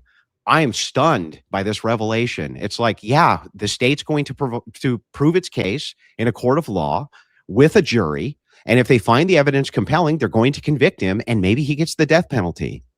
What do you want me to say about that? Except good? Good? Like, what else should I say there? I want to know who he was involved with. And I think that's what everybody wants to know. Everybody wants to know the full truth when it comes to what happened to Charlie Kirk. Well, okay, but that's to know if it's bigger than just Tyler Robinson, because we're being fed this lone wolf narrative that Tyler Robinson, he became radicalized himself. He decided to carry this out. Like, are you not acknowledging that what the state is? How can you possibly say that Tyler Robinson acted as a lone wolf? Yeah, they say that he acted as a lone wolf shooter. That's correct. But the state has never said that Tyler Robinson was not influenced by other radical groups. In fact, by your own admission, they're investigating one such radical group to see if they influenced the way that he thought. So no, I don't know what you're talking about. Like, if all you mean by this is bigger than Tyler Robinson is that there could have been external influences on his worldview and what made him the deranged psychopathic murderer that he became, if indeed he is, which I believe he is, then you have no disagreement with the state. That is, in fact, the state's position, that he was radicalized. And there may have been groups which radicalized him. How do we know? Because it just pulled up what the FBI had to say about the very source that you claimed, which was this armed gays for whatever group, okay, which the FBI is looking for links to see if they assisted in the radicalization. However, you have no proof of coordination, and that's a huge problem for your position. Well, neither do you, Andrew. You don't have any proof of coordination. Your answer to that is it's a part of I know. I'm not making the claim of coordination. That's you. I'm making the claim that the state has provided compelling evidence that Tyler Robinson murdered Charlie Kirk. You are providing no evidence to the contrary, no coordination. You're not providing evidence of that. You cite Joe Kent. He provided no evidence of that. You cited this militant online gay group. You've provided no evidence of coordination with them either. You've provided nothing. You have no evidence to the contrary. How the fuck are you going to hold this view and have zero evidence for it, dude? How? When it comes down to it, I don't believe that we are going to be provided all of the evidence. So you continuing to ask me, show me the evidence is difficult for me to do, in that I believe that the state, you want the state to give you evidence, all of the evidence. I see. So you want the state, and I think that because they've done the same with regard to COVID and the lab leak theory. We've done the same with regard to the Epstein files. They've done the same with regard to the Butler assassination case. They literally told us that there were, these are all pivots. That Thomas Crook had no online footprint. This is fallacious. And then we ended up having an online footprint. Like, I don't believe that the state is being honest. So I'm not going to blindly assert my position on this. On this what is so the low state tier, tells dude. me is happening. This is the most fallacious. This is the most fallacious argument you made thus far. I'll show you. I'm going to demonstrate it for you. Do you agree with me that the government has on the books tens of thousands of laws? Position. Not only is it not common sense, it has no sense, and I'm going to demonstrate it right now. Do you agree with me that the government, the federal government and state governments have tens of position? Okay, yeah, it's not a valid position. I'm going to show you. Okay. So if you have tens of thousands of laws for conspiracy by the government sees conspiracies everywhere. Would you agree with me? Conspiracy to commit racketeering, conspiracy to commit murder, conspiracy to commit perjury, conspiracy. They see conspiracies everywhere, right? They must, because they have tens of thousands of laws on the books. There are different conspiracies. There's different conspiracies, exactly. Do you agree that people are prosecuted for many, many, many conspiracies, and the state wins those cases because those people are involved in conspiracies? Do you agree with that? Sure. Okay, great. So we've established a baseline fact that we can both agree to. Do you also agree with me that there's many conspiracies that the state prosecutes for that aren't conspiracies at all? That the actual facts are there was no conspiracy there. Do you agree that okay, great. Yeah, sure. So then what we've established is by you pointing out other instances of where you think the government is lying or is conspiring to do bad thing does not mean they're lying or conspiring about this bad thing. And so when you try to use those as correlates to reinforce your case, that's actually a fallacious mode of argumentation. We're not talking about those cases. We're talking about this case. We're not talking about the evidences for those cases. We're talking about the evidence for this case. That's a pivot. And the reason you're pivoting away is because you have thus far in this debate shown zero evidence for your position. No, you've just denied the circumstantial evidence that I've provided. That is the best that we can do as free citizens that are not a part of the actual investigation. So the state's wrong. Security clearances. We're not the ones that are actually in it. The guy who was a high-level government official who did have access to these things just came out and told us that the government wasn't looking into certain evidence, and they were bureaucratically holding things up so that they couldn't pursue the evidence. So I would say that pattern recognition with regard to what Joe Kent just revealed, unless you want to come out and say that Joe Kent's a liar and that we can't trust him, that would be the argument. I didn't say that at all. No, that's not the argument against Joe Kent. So then the pattern that's another fallacy. You're like a fallacy machine. It's also fallacious. I understand that you're an expert debater. I get that. It's also you making this is another fallacy you just made. When you make the claim, you just gave a false binary. No. So the argument against this, you said that you can't compare the past. Well, let me know when I can respond to your claims. To this one, and then I bring up the fact that an individual with actual access to the evidence said that we were not being provided all that we were. That's not what happened. You're just lying through your teeth. Here's what. I'm actually lying through my teeth. I can prove it. Literally said he presented. When you're done, I'll refute all of this. Go ahead. Joe Kent literally said that there were evidence and there were leads that were not pursued with regard to foreign ties to the Charlie Kirk assassination case. This is a high-ranking government official with access to what was going on, with access to the evidence, and he came out and said that it was not being pursued.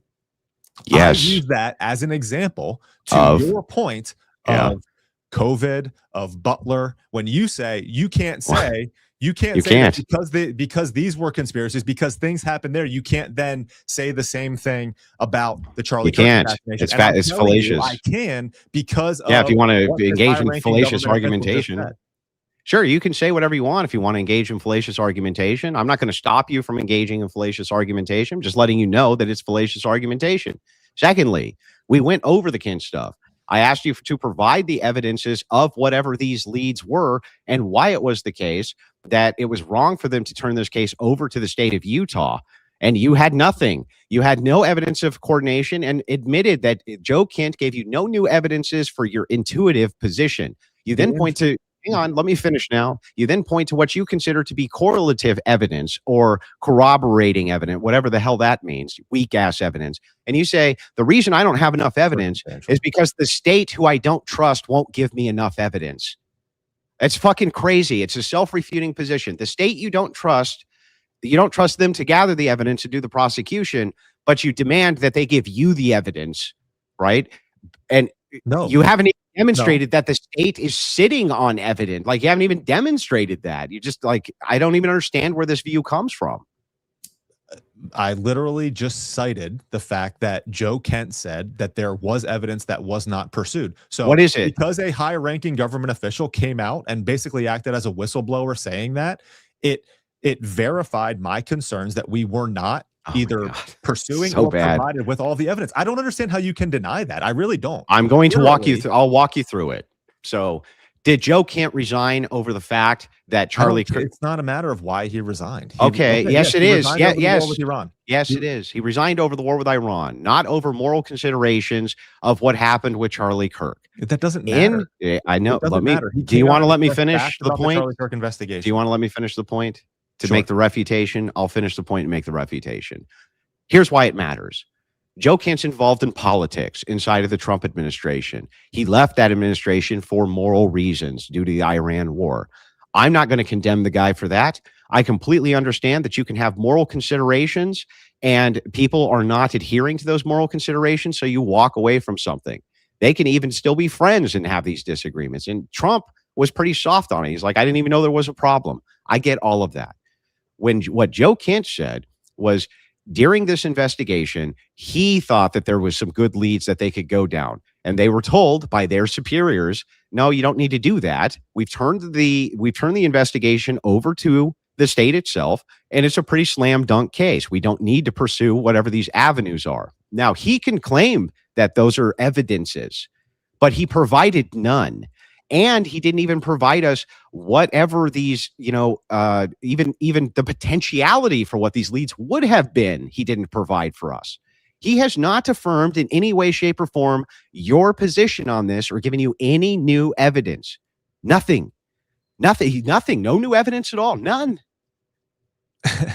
Andrew, I don't expect because Joe Kent makes these demands for then Kash Patel to come out and be like, hey guys, here, look, this is the evidence that we have that Israel was involved in the assassination of Charlie Kirk. They're not going to do that. Neither are you, because you don't have any.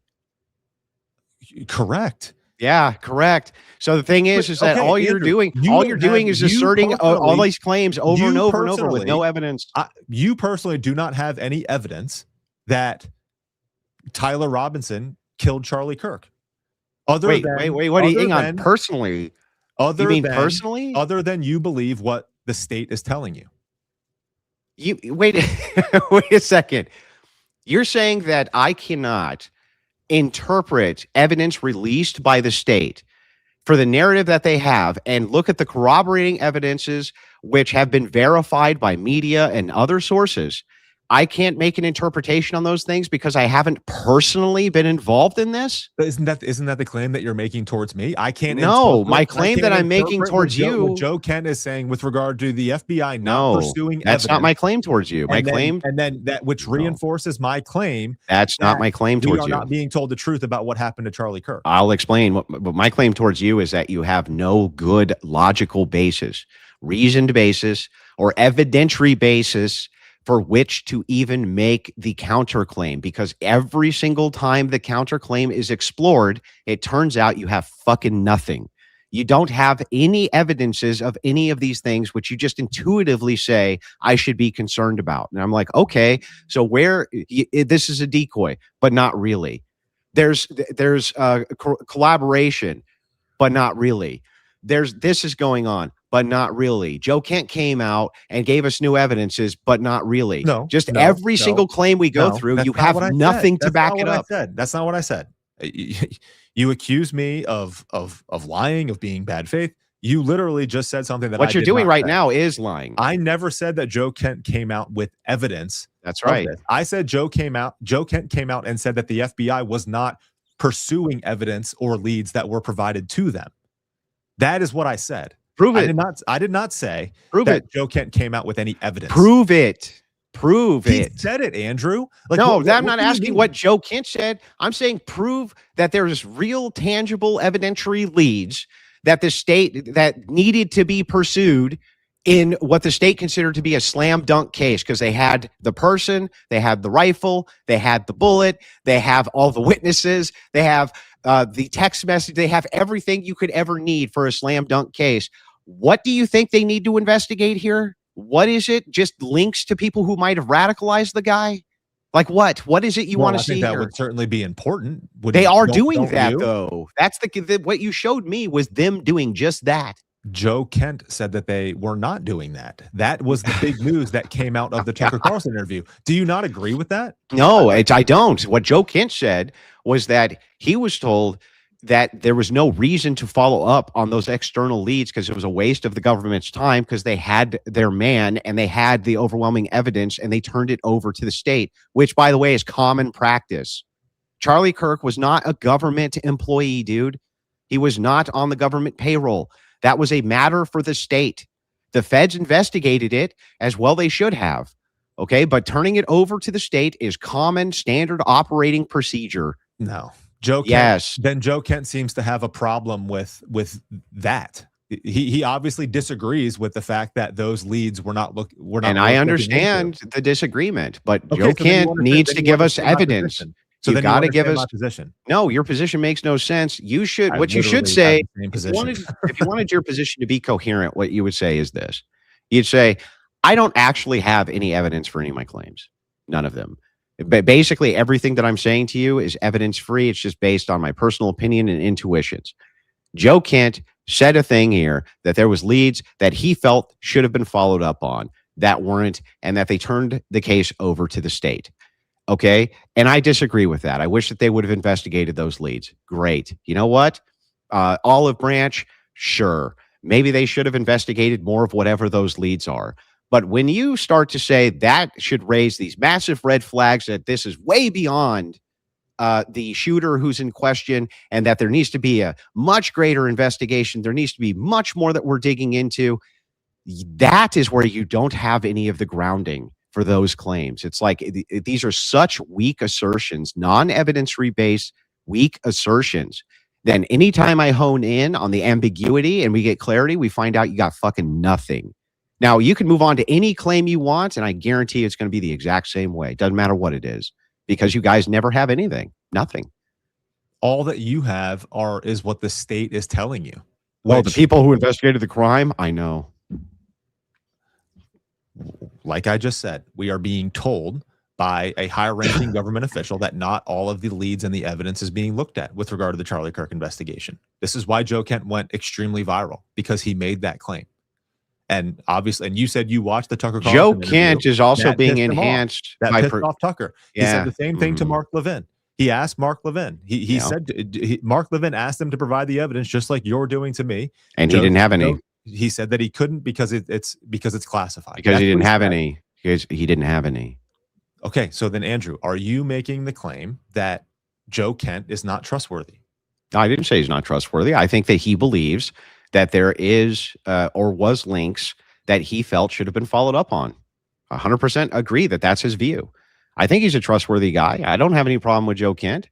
I think that it's a perfectly coherent position that he could both leave over the war in Iran for moral reasons. I understand his past history, what happened to his wife, and various things like this, terrible things that happened to Joe Kent. I think that he's a very patriotic man, and he tried to do the best job that he could possibly do. He left for moral reasons. I think that he fully 100% believes that there was some follow-up evidence that he felt should have been followed up on.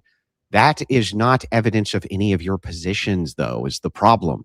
There's no evidence here for any of your positions. I can both agree that Joe Kent believes this and is a stand-up guy, right? And I can still point to you and say, you don't have any evidence for these positions that you are postulating because you don't. And when you say these loaded, ambiguous terms like decoy, as though it's an established fact, and then we dive into it and we realize you don't have any facts, right?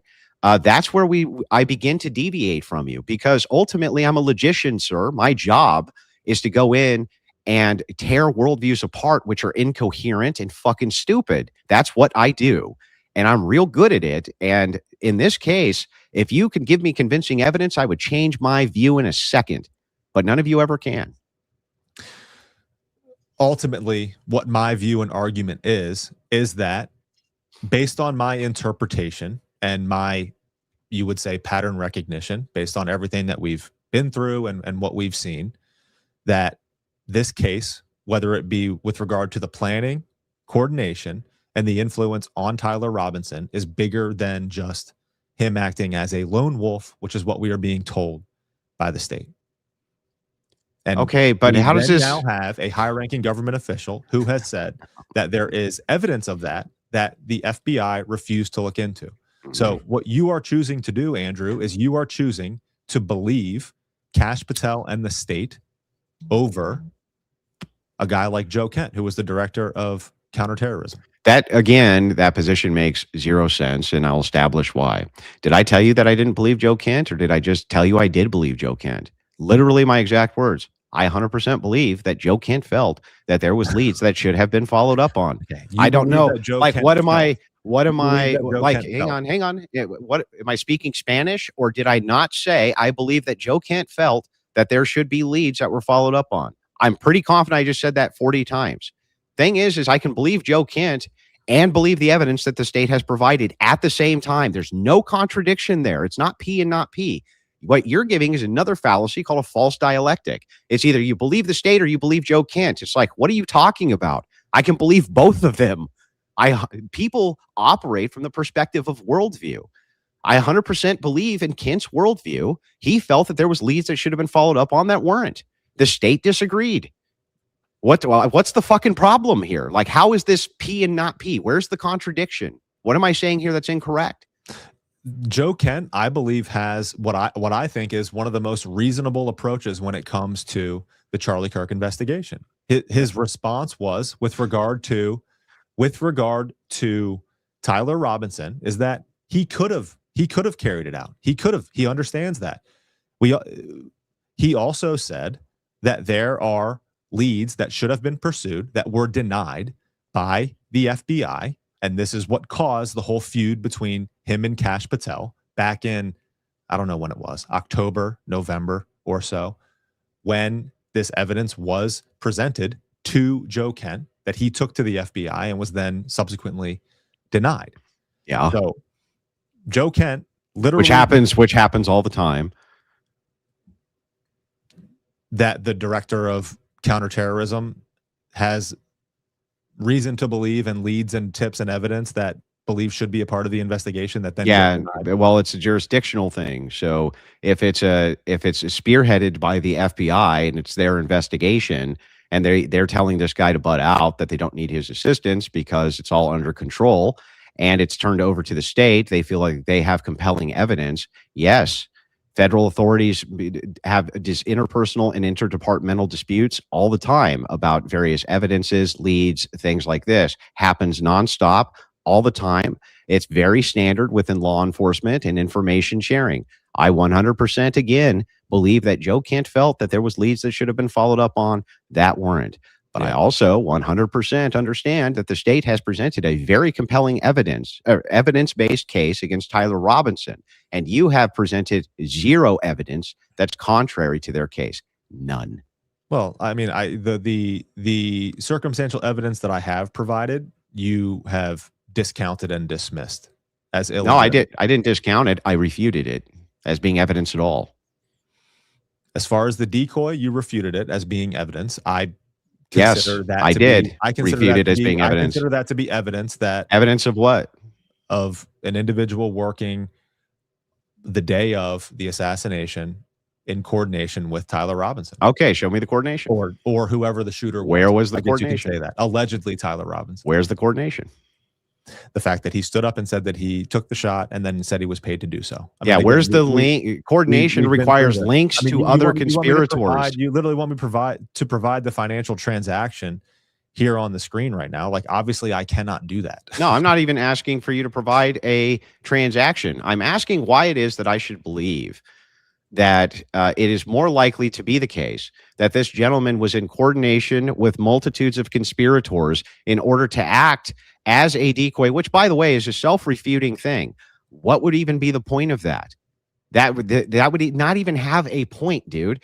All it did was give fuel to the people who want to refute the state's case. So why would they even use a decoy? That's one. The second thing is, in order to be a decoy, you have to establish that this wasn't just some mentally ill nutcase who was trying to take credit like many of them do in many cases, but rather there was some coordinated effort between groupings of conspirators, or at least a conspirator, some link there.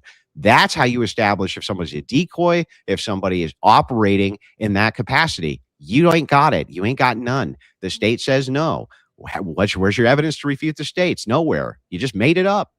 You just made up he's a decoy. You made it up, and you have no evidence for it whatsoever, except this guy said some shit. The guy made it up then, if that's your argument. Yes, the guy made it up. But the guy didn't make up, he didn't scream, I'm a decoy. That's your word. You made up that he's a decoy. He said, oh, I was paid to do this. Yeah, sure. No, he didn't say decoy. He said I was paid to do that. He didn't say he was paid to be a decoy. That's your word. Your word is that he was a decoy, implying that there was coordination between him and other conspirators. And you have no evidence of any of that. None. All you have is evidence that a mentally ill person, by your own admission, took an opportunistic position to try to take credit for this thing, which many crazy people do. You're not going to say that he was mentally ill by my own admission. Like, I see what you're doing there. You said that would you agree that he's mentally ill because he looks at child pornography? I said that would certainly. Please don't use those words on YouTube or I can't keep this up. No, my bad. CP would classify him as someone who would be mentally ill. And you agree with that, right?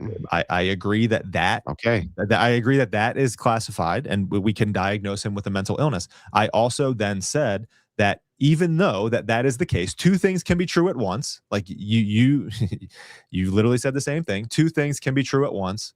I don't know why the hell I have balloons going off right now in my screen. He can have obviously the CP mental illness, and he can also know and understand that he received financial compensation to do a certain thing.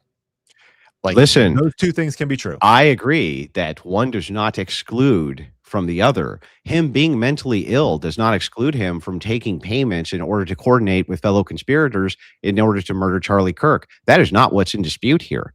I agree that logically follows. You do not have, if just because you're mentally ill does not mean that excludes you from taking payments to enter into a conspiracy. The problem with your position here is that all we have established is that he's mentally ill and that he shouted these things.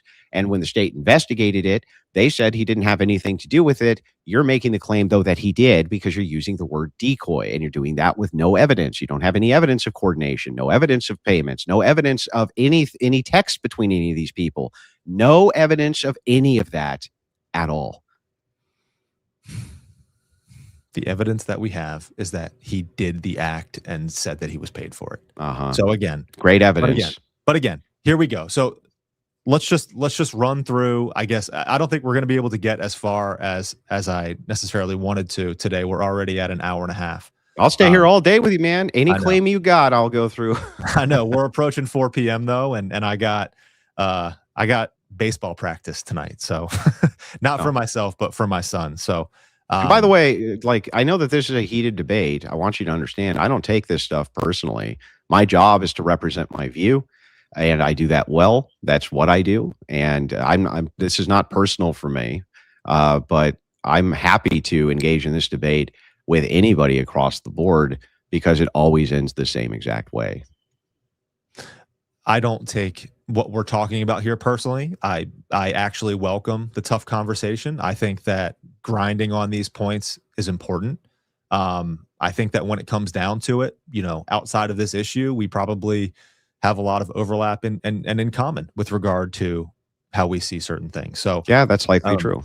So I don't take this personally either. If anything, I was looking forward to this conversation. I know I've seen your stuff. I know who you are. I know you have a lot of, strong debate skills. I'm not a debater. I was a freaking business person and an entrepreneur before I got started. I was a mechanic. So, yeah. So, well, I mean, you're a little bit more polished on the debate side, I think, than I am. But yeah, maybe. But the thing is like, if you have truth on your side, it's helpful. It's helpful in every debate. And the thing is like, you guys don't. You got Ian Carroll, Candace Owens. You don't have it. And the reason, why do you think these guys won't take on high profile, prolific debaters like myself on this topic? It's because they're going to end up in the same position that you're in. They're going to make weak correlatory claims that are easily refuted and destroyed, just like I told Ian Carroll. I said, with any amount of pushback, the entire worldview collapses. And the reason that it collapses is because we're not even sure what the claim is that you're making ultimately. Ultimately, it just came down to like, I think maybe people might have influenced Tyler Robinson, maybe. But we're not even sure if that's ultimately the claim, because when I'm asking about correlation, were there actual conspirators involved, do you think? Things like this, you're not willing to go that far. It's like nobody's even sure exactly what the claims are ultimately that are even being made by the opposition at this point. But I don't think necessarily, because the reason for that is because people are not, I guess you would say when you consider our side, I would just classify our side as the more skeptical side that does not just believe the mainstream narrative, that believes that, again, this is bigger than just Tyler Robinson, that is demanding more answers with regard to who was involved in this whole thing, how Tyler Robinson was influenced. Like when you look at what does that even mean though? The mainstream narrative. Candace Owens is one of the biggest podcasters on. Hang on. Candace Owens is one of the biggest, most prolific podcasters in the world. She is. Okay. Ian Carroll also is a large podcaster. Tucker Carlson's a massive, massive podcaster. Maybe you guys are the ones who maybe have something closer to what is now considered in the ethos, the mainstream narrative. And yeah, you're right. I don't believe the mainstream narrative, which is you guys. You guys seem to have more prolific platforms than most of the people who are trying to counter you. Aren't you the fucking mainstream narrative now? The mainstream narrative, I would say, would be what the government is telling us, the those who are in power and their media voices with regard to, you would say, like the bigger, Fox News is and those types of things. And then you have the influencers underneath of them who are repeating those talking points. I would consider that the mainstream what I would narrative. consider this is like, look, the conspiracy tube people, they have these rise and falls. And the reason they have these great big pivot rises and then quick falls is because almost always when we actually get to trial and the evidence is out there, it becomes so overwhelming that they were fucking stupid and believed a bunch of shit that was never true, and they had no good reason to believe it's true, that you start to see that massive drop off. They start to pivot to something else, to some new conspiracy. Conspiracies are fun. I agree. And some of them are true. I agree with that too. All of that's true. But here's what's not true. What's not true is that you have made any sort of compelling case for your view. That's what's not true.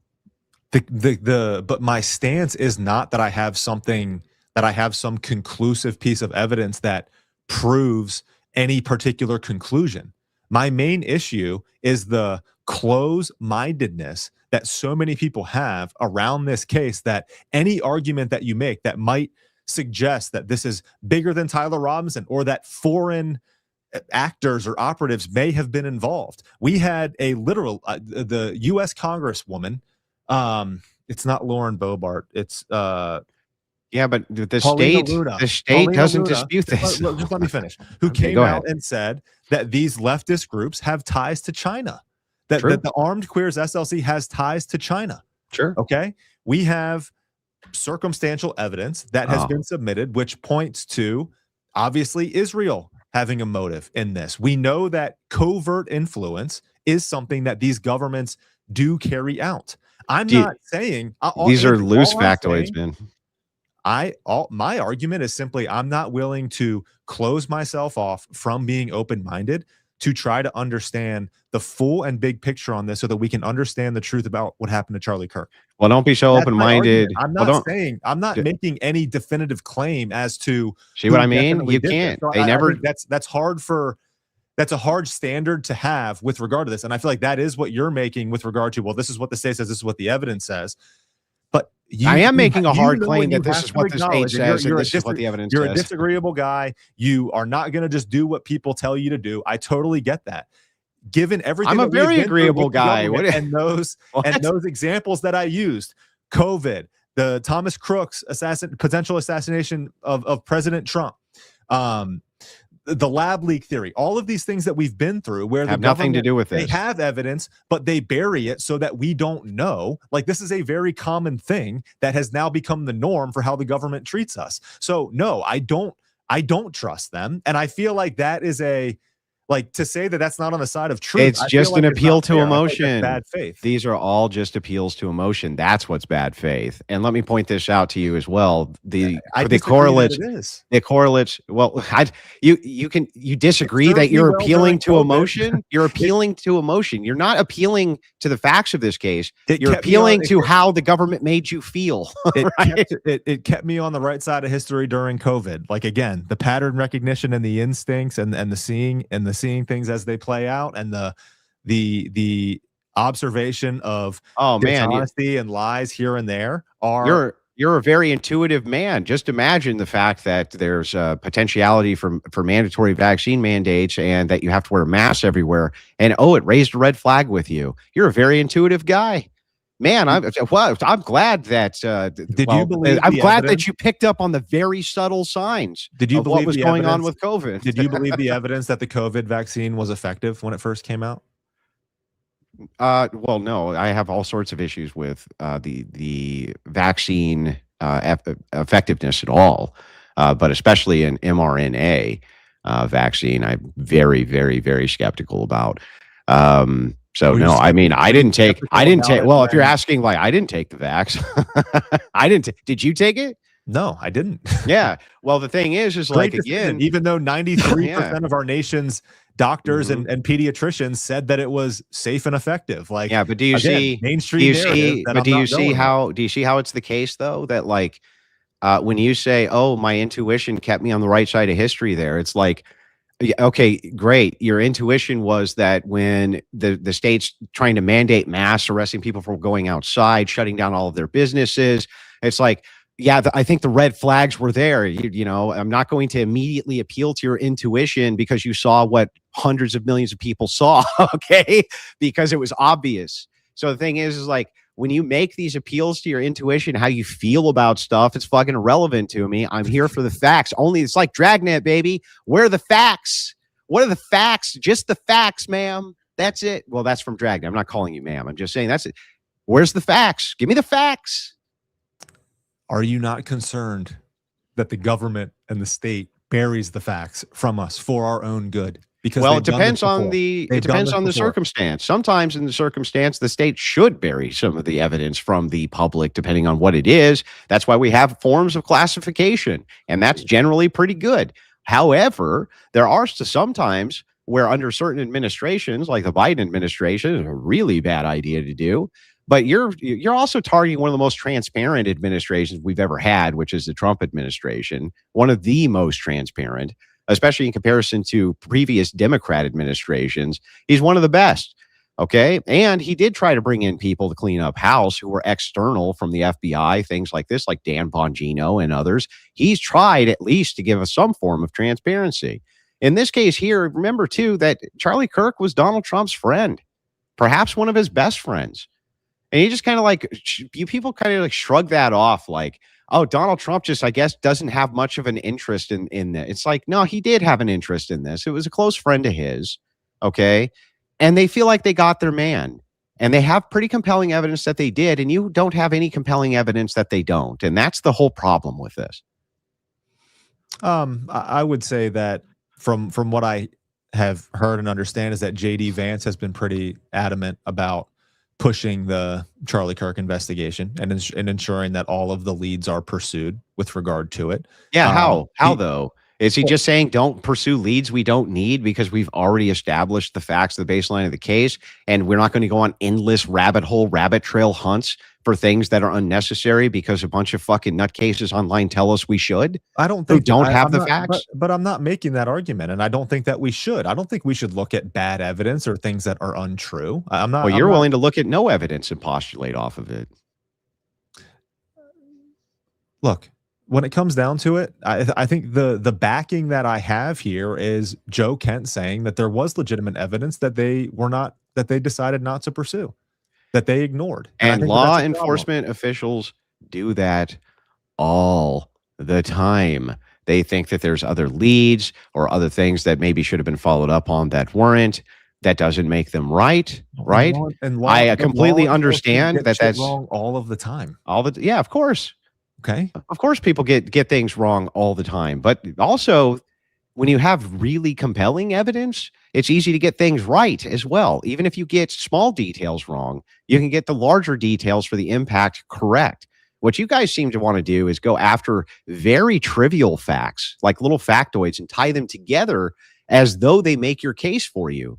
But they don't. You're not even here to give a refutation because you don't have evidence to give refutation. You're not willing to say Tyler Robinson wasn't a lone gunman. You're not even willing to go as far as to make that claim because of how weak your evidence is. I mean, that's also not true. I literally have said that it could be if they come out in trial and they and because it's going to be open. I think that's great. It's going to be an open trial. They're going to have cameras in the courtroom. I think that's. Oh my God, awesome. They're really trying to cover it up. No, that's great though. I think that's yeah, a good isn't thing, it? Right? Is it the fact they're going to have an open trial, right? Because they want everybody to see the overwhelming evidence that we know already exists. Wow, I mean, it's like, man, the state's really trying to pull one over on you here. When it comes to the federal investigation as to whether or not it was bigger than Tyler Robinson with regard to connections on foreign involvement, it seems as though things are getting buried, and that's based on what Joe Kent came out with when he was talking to Tucker Carlson. And that is extremely concerning to me. It's a completely weak correlate, dude. It's one of the weakest correlates I've ever heard. You can agree that you think that this guy thought that there was some evidence that should have been followed up on, but that's as strong as his claim ever was. That's as strong as his claim ever was. Do you think that Tyler Robinson could have carried out this assassination based on the desire of an outside force? Like, is it logically possible? Sure. But again, Superman's logically possible. So, do you think there's evidence for it? No, there's no good evidence I've seen for that. There could be.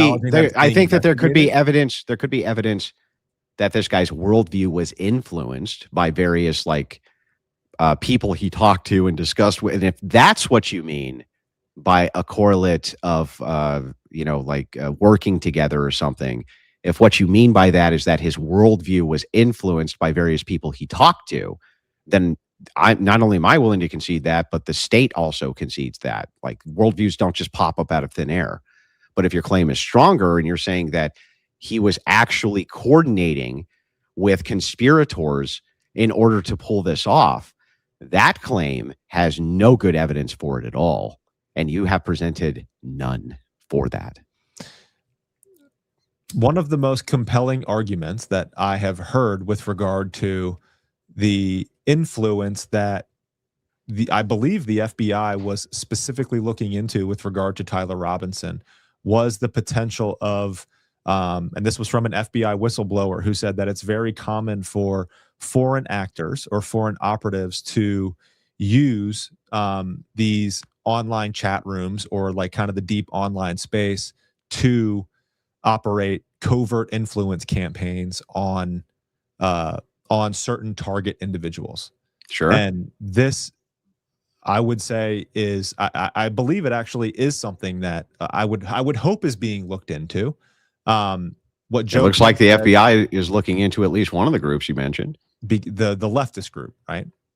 The leftist group, the one who likely influenced him, the armed queers, right? The armed queers. Yeah, the ones who likely influenced them. Those would be the ones you would look at, right? My issue, well, that armed queers group SLC also has ties to the UN, the United Nations. I think that they were one of the yeah. But when you say ties, group, I don't know exactly what they are. I don't know exactly what they are. But can I show you? Can I show you something that I want you to Sure. like? This will be key, and it'll help you in future debates if you ever debate this again. When you make a linkage between something, I'm gonna tell you one of the ways, at least, that you can get something which is a strong link versus a weak link. When you use the language of they're tied to, you're looking for some link or fact which is showing that there was in some way some kind of correspondence, right? But if we use this in a logical way, you would say that Tim Pool is tied to Russia because it was the case that there was an ad campaign that was going on his show, right? I don't remember the exact details, but I think it was something like that. It was like an ad campaign that was going on his show, which was funded ultimately by Russians, and they didn't really look into it. And so he just ran the ads because there was a big fat paycheck in it, right? So they're linked, I guess, but what does that mean, though? That doesn't mean anything. It's just like, yeah, you can point to things and say, oh, these things are linked, but these correlates should have some strength to them, some teeth to them. Like if you in Tim Pool's case, you would look at it and you'd be like, did he talk to any of these people who are higher up? Did he have good reason to believe that they were Russian influencers? Was there any way for him to actually know that? If we go through the evidence, do we see any of that? And the state ultimately was like, no, we didn't see any of that. They even brought Lauren Chen up on charges, and they ended up, I believe, having to drop the charges because it was the case that they couldn't really prove a good, strong corollary link there. The problem that you have is the same thing. You're looking for the weakest possible linkages between these things in order to build the view. And that's why with the slightest amount of touching, the whole view falls apart. And it's because these links are weak, dude. They're weak links, or you have no links.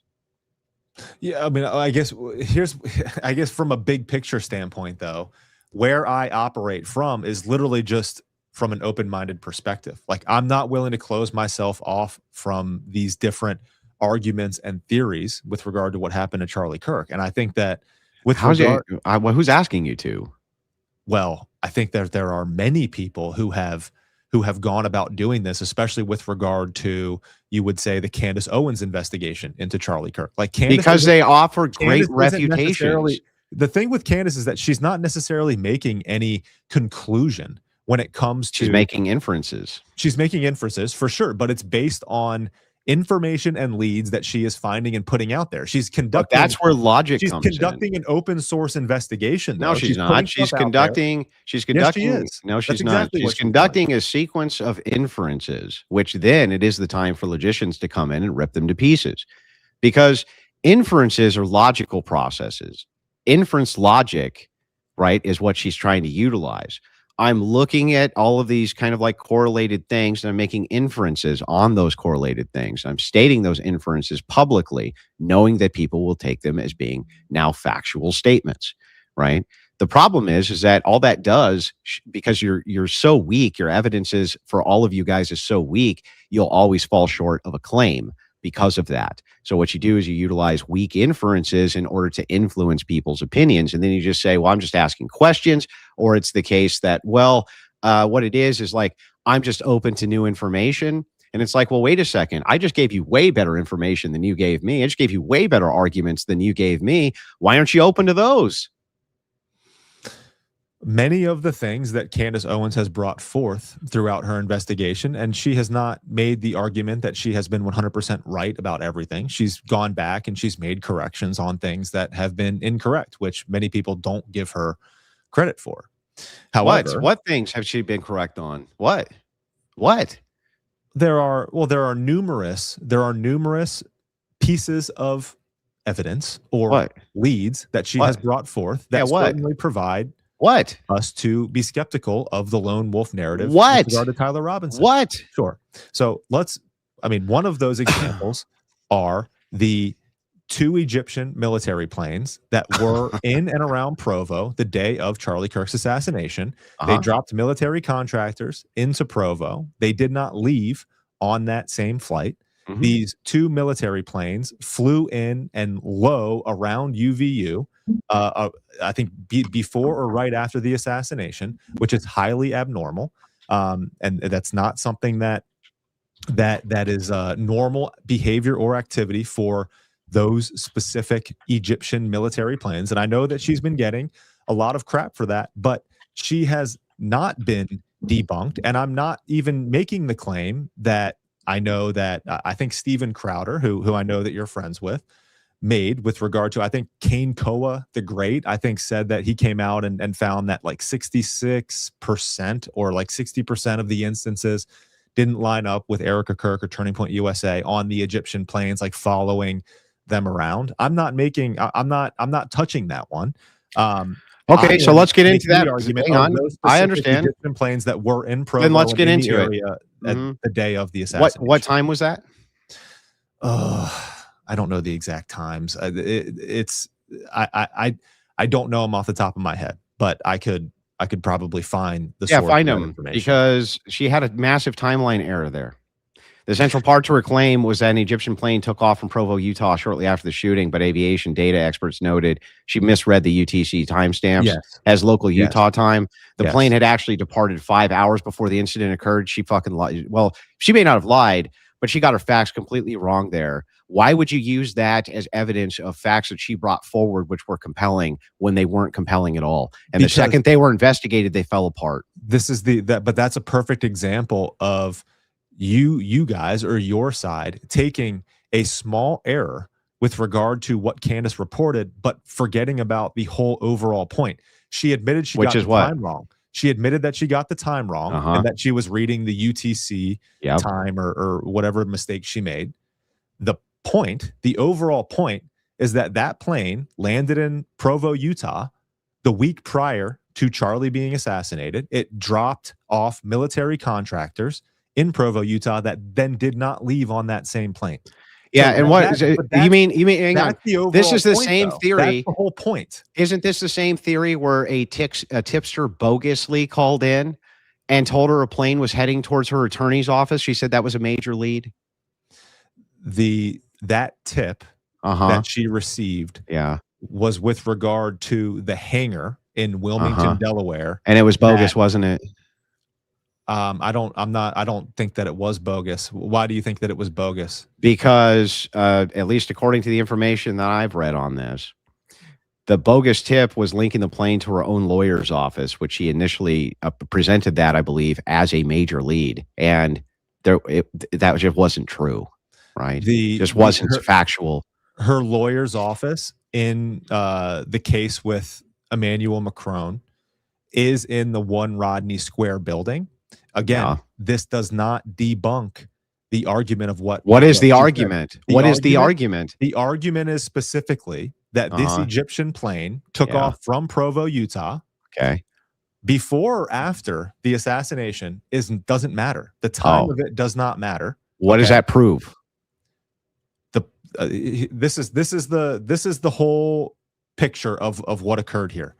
The Egyptian military plane landed in Provo, Utah, and it dumped military contractors, left military contractors in Utah, and then departed prior to Charlie Kirk being assassinated without those military contractors on board. They were left there. I think they flew into, if I remember correctly, Duncan Aviation. That's where they rented cars from. And then one of the, I guess you would say, pieces that people are looking into on where those cars would have gone, whether or not they were around UVU or not. Okay, so that's a data point that I think is just is interesting. When it what's interesting about it? It's abnormal. What's abnormal about it? Military planes. What's abnormal about it or interesting about it? How does it tie into the Kirk assassination at all? How? Because this is another data point which might suggest. How does it tie into the Kirk assassination specifically? Tell me. foreign influence or a foreign operation. Okay, where's show me any evidence that this had anything to do with foreign influence of the Kirk assassination? Well, Go ahead. But that's what's being looked at. That's what's trying to be tracked down. So like again, so nothing, no evidence. No, again, you see what I mean? You're looking for now. You've just made up a linkage where there is no linkage. Now there's not even any linkage. It's just like, well, a plane landed there and then it took off. Okay, great. What does that demonstrate for you? What does that do for you? How does that help your case? How does it even link to any of this? How? What is trying to be determined is that if the 30-06 did not have no. Start with the Egyptian plane. Okay. I mean, I'm telling you the point of okay. Go ahead. Of what that argument would be. Yeah. Is that this is an alternative. By the way, real quick, I'm sorry to interrupt. I was just going to say, wife, bring me a cup of coffee. That's all. I have a perfectly good slave and I order her about. But anyway, go ahead. Okay. It's an alternative perspective, or you would say theory, on if Tyler Robinson didn't take the shot, then who may have taken the shot? Ooh. And if it was a direct military operation. So military contractors flew in on an Egyptian plane, were dropped off, and then went and assassinated Charlie Kirk. The interesting thing is that correct? I'll explain to you what the planes did, what is abnormal or irregular about their behavior, and then we can go into where they landed, where the one plane landed in Wilmington, Delaware, and how it ties in to the FBI field office, which is at 1 Rodney Square, which shares the same address as Candace's attorney's office. It's an interesting coincidence, I guess you can say. But the point of the tip that Candace received was that there was an FBI field office at 1 Rodney Square. That FBI field office is responsible for receiving foreign or diplomatic dignitary. I forget the exact status of whatever flights are supposed to be coming in, or however they're supposed to be received at this specific terminal. But in any case, this Egyptian flight departed Provo prior to the assassination and flew into Wilmington, Delaware under a foreign dignitary or diplomat status. And the only way that you can receive those flights, or those status flights, I guess you can say, and the status of that flight has been confirmed. You can go and look and confirm the status of the flights to see what designation they are. That 1 Rodney Square has an FBI field office who are responsible for receiving those dignitaries and those. Are we ever going to get to how this ties into the Kirk assassination? The how this ties into the Kirk assassination is that, okay, take the plane back to Provo, Utah. The plane arrives in Provo, Utah. You then have, I believe, 2 Egyptian planes, or I believe 1 American military intelligence plane.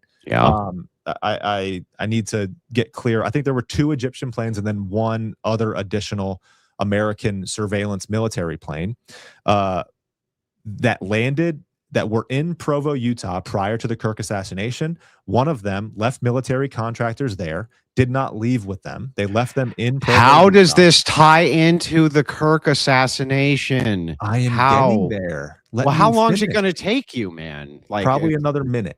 Probably go ahead. Man, you need to get that coffee. Give you a little bit more patience, bro. I just need you to just tell me how it actually ties in. You're just prattling. You're not even You're not telling me anything. You keep circling the same point. These military contractors. This is the theory. Let's just say what the theory is. They were dropped in Provo, Utah. They did not return on the flight, so they were there, present in Utah, the week prior to Charlie being assassinated. An eyewitness at UVU. This was reported to Candace Owens, said that they saw an individual dressed in black on the Los building roof where the shot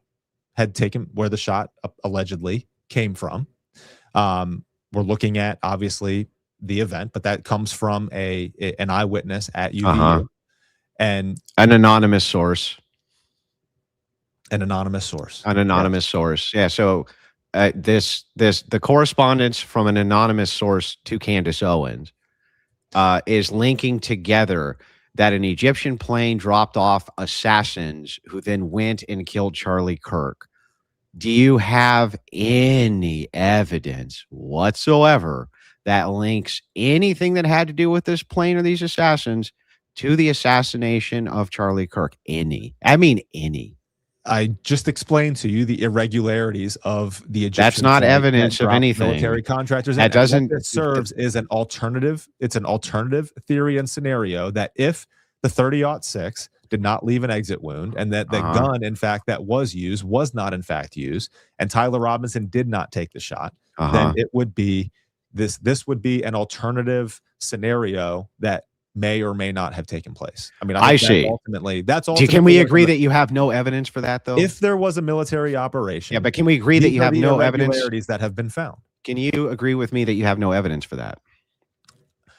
Well, I just explained to you what do you mean? I understand that's an alternative. I understand you have an alternative theory. These planes operating this way. What's the evidence? What's the evidence at certain times? What's the evidence that this plane, that any of these contractors who were dropped off went and killed Kirk? What is it? Right. What's your best piece of correlating evidence? What's your best piece of evidence for this? What is it? You want me to basically provide you with the video proof that these contractors got off? Any proof?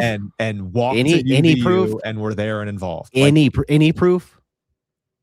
Any? Do you have any? Andrew, I just any proof? Do you have any proof? I just explained to you the argument. Okay. Well, let me explain to you a counter argument. What happened? Hang on. I'm going to show you. I got a counter too. I got a counter explanation for this. What happened is there is a planet full of aliens called the Yamcha, and they come down here once every 20 years so that they can hunt. And there was a commando named Dutch who took one of these out. I have it on good authority, by the way, that Dutch, man, it was a hell of a fight, but Dutch did take out one of these Yamcha. These type of predator vessels, let's call them, can cloak. And what happened is one flew down, and it actually, one of these Yamcha jumped off of that vessel. It was also cloaked. And it used a specific type of dart which dissolves, and shot it into Charlie Kirk's throat, and he began to gag, and he died a horrible death, and then he beamed back up to the ship and he flew off. Tell me, what evidence would you demand from me to prove that that was true? Well, I mean, you're describing things that would defy the laws of physics. So I would say that argument seems highly unlikely. Well, wait, what evidence would you demand the from me? And natural laws of the world that we live in, I would say that would be extremely unlikely. Oh, okay. So, but what evidence would you want from me? Let's say the physics were proven. What evidence would you require from me to prove that that claim is true? What would you want from me? What would it be? Well, I mean, I guess I would say that I would need to see more of the circumstantial evidence that surrounds the whole thing. Like, I can't say that your made up fantasy scenario. What makes it made up? Wait, what makes it made up? I have an anonymous source who witnessed the Yamcha jumping off of the Predator aircraft. Okay, anonymous. I can't reveal the source because it's anonymous, but it jumped off of the aircraft, uncloaked for just a second, shot the dart, and then it jumped back on the aircraft and away it flew. Well, I have it on good authority from my anonymous source. Why is that story not true? Well, what about it's not true? There's video evidence of the event, and we know that nobody swooped down and did that. So obviously. He was cloaked, dude. He was cloaked. He was and cloaked he only uncloaked. An invisibility robe? Like, that's the Yamcha are known for being able to cloak. So he cloaked, he jumped off, he uncloaked for just a second, enough for this eyewitness to see him shoot the dart from his shoulder cannon, and then he recloaked, jumped back on the Predator vessel, and away he went. I have it on good authority from this eyewitness. Why is he wrong? Again, I would think that you're probably pretty naive for believing something like that. Oh, would you? Yeah. Oh, because it sounds kind of like made up and there's no good evidence for it. See, the thing is, though, is that in at least this alternative theory that I am going to remain open-minded to, I'm not going to close myself off to any theory, and I'm certainly not going to turn around and diagnose anybody as mentally ill or crazy or as some bad actor for doing everything that they can to turn over every stone to find out what the truth is. But can you tell me? Which is how I believe Candace Owens. I understand, but can you tell me what evidence? What evidence, based on the fact I have an anonymous source that saw this? What evidence do you want from me to demonstrate? Because you just seem to dismiss my theory out of hand because you didn't feel like it had very much evidence. What evidentiary standard would you like to use for me to prove my alternative theory? Why aren't you open-minded to it? How come? There were plenty of video cameras around the event, and how the event played out did not align with anything that you had said in your scenario. What part didn't align with it? That the video cameras did not show every angle of every part of that event. That's ridiculous. Oh, there were videos of the sky, and we saw where it's cloaked, dude. It's cloaked. The ship is cloaked, and why are you dismissing this? I want. I don't understand. I have an eyewitness. I have an eyewitness, and I think that this is what happened. Why are you dismissing it? Because I feel like you're exaggerating. I feel like you're not acting in good faith necessarily. How is that bad faith? This is my theory. You're taking something that could very well, we both know, happen in reality. And this happened in reality, and you're comparing it to, some type of, Harry Potter fantasy. How is it a Harry Potter fantasy? Again, the Yamcha have been noted to be able to cloak. They come from a planet which is very high temperature. They visit here often. And what they do is they hunt people. There was a famous incident with a Dutch commando, or with a commando named Dutch, who tangled with one of these fucking things in the middle of a southeastern jungle. Not kidding. Okay. And it could cloak, and it killed his entire team. And it was just him at the end. And unfortunately, he had to deal with this problem. The thing is like, so we have evidence of the Yamcha. We have evidence of their cloaking abilities. We have evidence of all of this. Tell me why my theory, what evidence do you want from me for this theory? What more could you want? There's an I have an anonymous source. We know that the cameras weren't pointed in every direction. We know that this predator cloaking technology exists. We know for sure that we have dealt in Southeast Asia with one of these things before. So what do you want? What do you want for evidence from me? What would the standard be? You have an eyewitness with regard to this? Yeah, an anonymous. I'm not going to reveal my source because they're anonymous, but I have an eyewitness. Oh, interesting. Okay. Well, I mean, you know what? As an open-minded individual, I would take that into consideration then. Oh, perfect. And I certainly wouldn't turn around and consider you a lunatic or a crazy person for bringing a perspective and a theory towards that, if we pursued further and we continue to peel the layers back on it, could end up true. Now, I'm not going to sit here and say that there are certain theories that haven't been put out there by individuals who you would say on either side, who I think have come out in bad faith and have done, I think, damage to people who are asking and want to know the legitimate truth and questions about what happened to Charlie Kirk. I'm not going to sit here and say that I don't see some of these accounts online. Look, I'm actually fine if that's a standard, it's pretty consistent. If you're unwilling to rule out my Yamcha theory, I don't know why you're laughing. I think that you haven't provided any standard of evidence that you would demand from me. You just said that you actually would cede that this is a viable theory. The Yamcha theory is a viable theory, and you're not going to dismiss it or call me a crazy person. So I think that that's at least consistent. All my own perspective is, and this is why I was a little concerned that our conversation was going to be somewhat boring, because I would say that I'm not drawing any specific conclusion, and I'm not attached to any outcome as it relates to the Charlie Kirk investigation. I understand. I have an open mind, and I'm willing to I at least try to understand the different perspectives. And I personally think the reason that I got involved in all of this was because I ended up on the Candace Owens side of things. And that's because what I saw, that she was actually putting out very interesting things with regard to how Charlie was being treated early on, a lot of the pressure that he was receiving. And she got attacked. I felt unfairly. They came out and there were verified lies told about her by certain individuals. And I just came and I noticed those lies, and I was just like, well, that's not true. So it got me, I guess, on this side. But I guess when it comes down to it, I really do believe that she has added value here. And I understand that she has levied some heavy claims. I understand I understand what she's doing. I understand why people might have a problem with it. But we live in a time where we have been lied to again and again and again by those in power, by our government, by the authorities. And as far as I'm concerned, this is what you get. You get a Candace Owens with regard to the Charlie Kirk investigation, and she's going to go hard and she's going to go off on certain individuals. And you think what you want about it, and it might make people uncomfortable, and I get that, but at the same time, like, I think it's necessary and I think it's valuable. So look, I'm going to say one thing for you and on your behalf. You seem like a nice enough kid, right?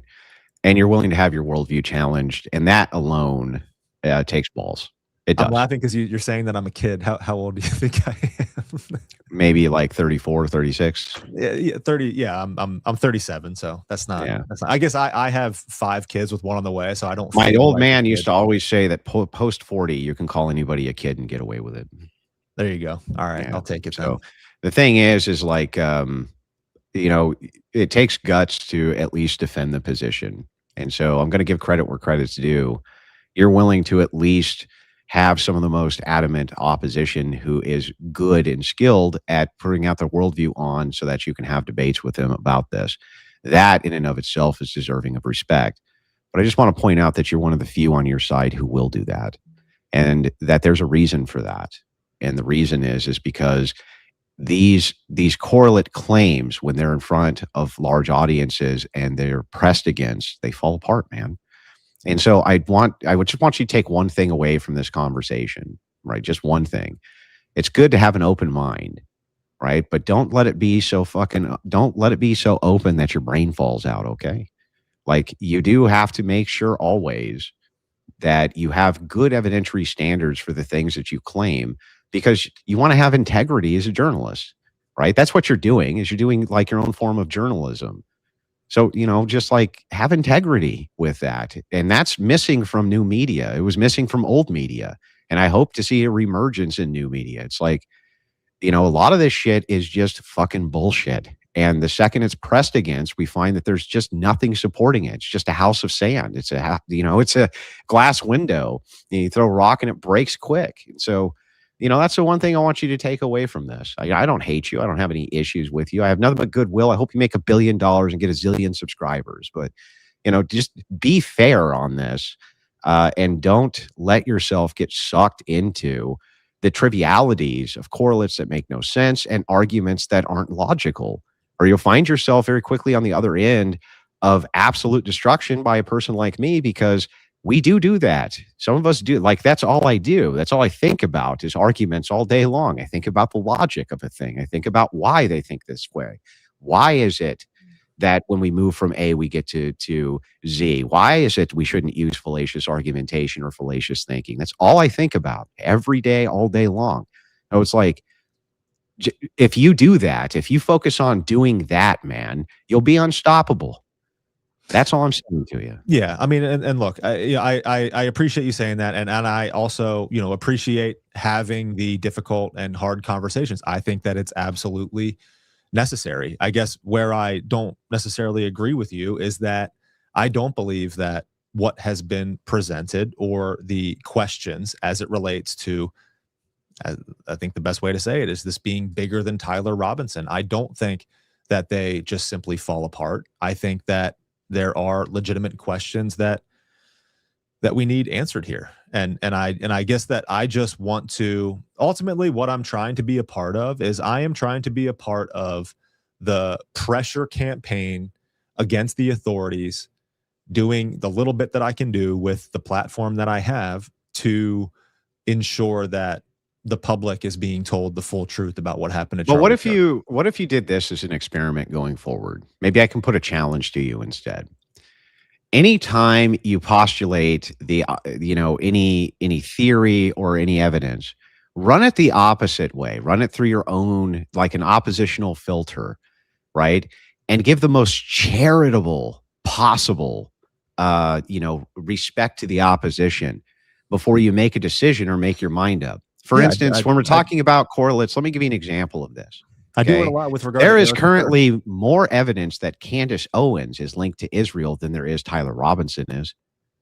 far more evidence that Candace Owens is linked to foreign nationals than Tyler Robinson is. There's far more evidence that Candace Owens has taken a paycheck for the purpose of espousing beliefs she may not believe than Tyler Robinson has. There's way more evidence for this than there is for your belief that Tyler Robinson was linked to, or Robinson was linked to foreign entities. Candace Owens was best friends with Charlie Kirk, who was an avowed Christian Zionist, who had links to Netanyahu, who had links to top Israeli officials. There's more evidence linking her to the Israeli government than anything you could ever provide for Tyler Robinson or anybody you would claim was a conspirator. Right. But that just goes away somehow. Like, reverse the filter. Use your same standard and logic the opposite direction, and you're going to come to truth much easier. Okay. But there is significantly more evidence, you would say, that Tyler Robinson allegedly wanted Candace Owens dead, or I'm sorry, wanted Charlie Kirk dead more than Candace Owens did. There's no evidence that suggests that Candace Owens wanted Charlie Kirk dead. Wait a second. Like, you don't have any evidence that proves that. But that would be making my point for me, right? There's a lot of evidence that Tyler Robinson wanted Charlie Kirk dead. Okay, I agree. Right. But you're making, but when you're talking about the assertion it's bigger than would have been more connected to Israel to have more motive to take Charlie Kirk's life. Like, let's look at the theory. Let's look at the theory. Tyler Robinson wants him dead, right? Who profited the most off of his death? It wasn't Erica Kirk. I would say Candace Owens, who has all this link to Israel. Andrew, come on, had man. way more. Erica Kirk and Turning Point USA profited way more off of Charlie Kirk's death. Not individually, they didn't. Only as an organization. Yes, they did. Only as an organization, they did. No. Yes. No. You think that Candace Owens has not made massive profit off of this? How much do you think that Candace Owens has made off of the Charlie Kirk? Millions and millions of dollars, for sure. Millions and millions. Okay. Millions and millions. The low end of what we put Erica Kirk at since Charlie Kirk passed away. She is $10 million, as reported, I think, by Yahoo News. $10 million life. Yeah, I bet that Owens has made. I bet Owens has made more than that. $5.2 million from Tucker Carlson. She literally made over $15 million. And I bet you that Candace Owens, Candace Owens, since the start of this, has made more than that. But even if she hasn't, let's just grant she hasn't, she's at least made several $1 million on it. She's the one with the links to Israel. She's the one. Hang on. She's the one who was besties. Hang on. She was the one who was besties with a Christian Zionist. She was the one who has been profiting in a major way off of this. Why is it that I shouldn't take those correlates, which are way stronger correlates than a fucking Egyptian plane that you can't place at the time, place, area, contract, nothing? Why shouldn't I use these other correlates? They're way stronger. I see a lot of you guys in the chat saying $150 million. That's how much Turning Point USA made. Turning Point USA is a nonprofit. That's not how much Erica makes personally. So I want you guys just to understand that. There's a set salary that Erica Kirk is required to take from that. But in any case, I don't know if you've seen Candace Owens' social blade with regard to her trajectory and her. So you know well that Candace was one of the top YouTube channels. She's making good money prior to the Charlie Kirk investigation. But post-investigation, it's been much, much more lucrative. If you look at her subscriber count and her view count since Charlie died, like, there was a slight uptick, but the trend, I guess you can say, the trend line. Oh, come on. She made millions of dollars in just free media coverage. Millions and millions of dollars in free publicity, right? It's the Donald Trump approach, right? So why shouldn't I think that Candace Owens, Candace Owens is buddies with one of the most prominent, prolific Christian Zionists on planet Earth, calls him her best friend. Okay. This guy has links to Netanyahu, the entire Israeli government, massive Jewish donors, has all of it. And it's her bestie, her pal, her buddy. Okay. And then he dies. And the first thing that she does, she's going to investigate it, man. Oh, yeah, she's going to do it. Does everything she can do to hinder the state's case by saying that there's holes in it and things like this. everything she can possibly do to hinder the state's case in the investigation of her bestie's murder and then profits on it. That's a lot of fucking correlates, buddy. A lot more correlates than anything you've given me. See, you consider it her interfering with the state's case. Many consider it ensuring that I'm just asking full questions. Justice occurs. I'm just asking questions. I'm not saying it's true. I'm just asking questions. I'm just saying that theory seems just as sound as any other theory that I've heard. Consider the fact that the state's case has definitely been hampered by Candace Owens' interference and her minions' interference. Definitely looks conspiratorial. She's definitely working with many, many high prolific content creators who have ties to Qatar. They have ties to Israel. They have ties to Iran. They have ties to all sorts of foreign governments. She works hand in hand with these creators who do that. Do you have proof that Candace Owens has taken money from a foreign government? Wait, you want proof? Wait, we're doing proof now? Yeah. You want proof that you want proof that Candace Owens has taken money? You have any proof that your Decoy took any fucking money? Well, he said that he did. Candace Owens has denied that she's taken foreign money. So, but she's just linked. Right, she just happens to be linked. He did. One said they she did. Just happens to be linked with all these creators who have, huh? I just think I'm just asking questions. Everybody wanted to know what Candace Owens had to say after Charlie Kirk was killed. I guarantee you, even you probably were turning into. Bro, I'm just look. I have concerns. Did you? And my concerns. Joe Kent validated my concerns as well. He said that there's evidence of people working, or I mean, evidence that foreigners may have been involved. And here I see Candace Owens working with tons of creators who are known to have foreigners sending them money. Like, I'm just following the evidence. These are all correlated together. Why shouldn't I believe that Candace Owens, who made a gazillion dollars in free publicity and everything else, didn't actually, who was besties with a guy who had all these ties to Israel Netanyahu, probably knew his schedule. He probably confided all sorts of things in her, right?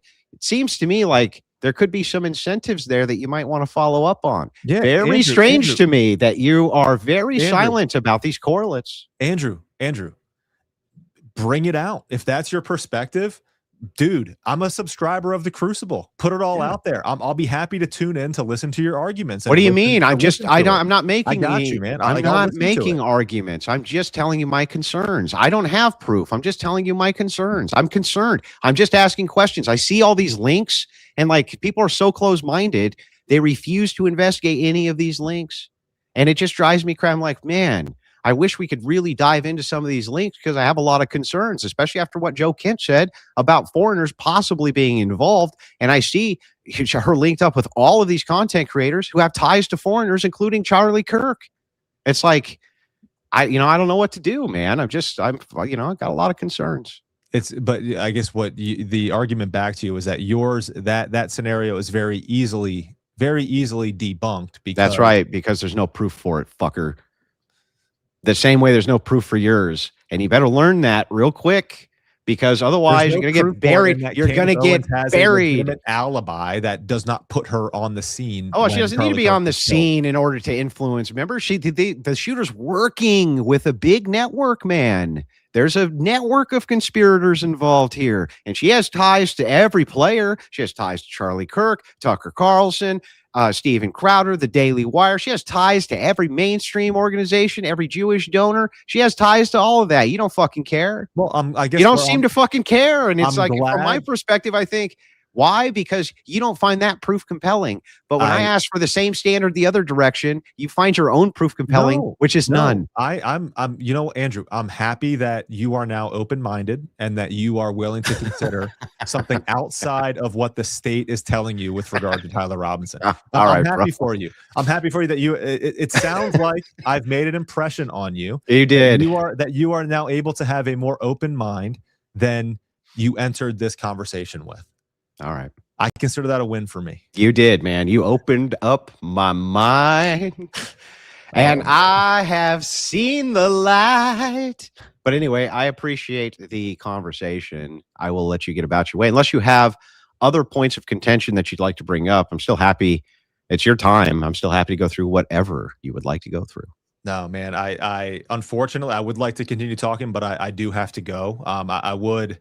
we didn't even get to touch on any of the Erica Kirk criticism and all of that. But I don't know. Maybe we can table that. Maybe we can have another difficult conversation at some point here in the future. But anytime, man.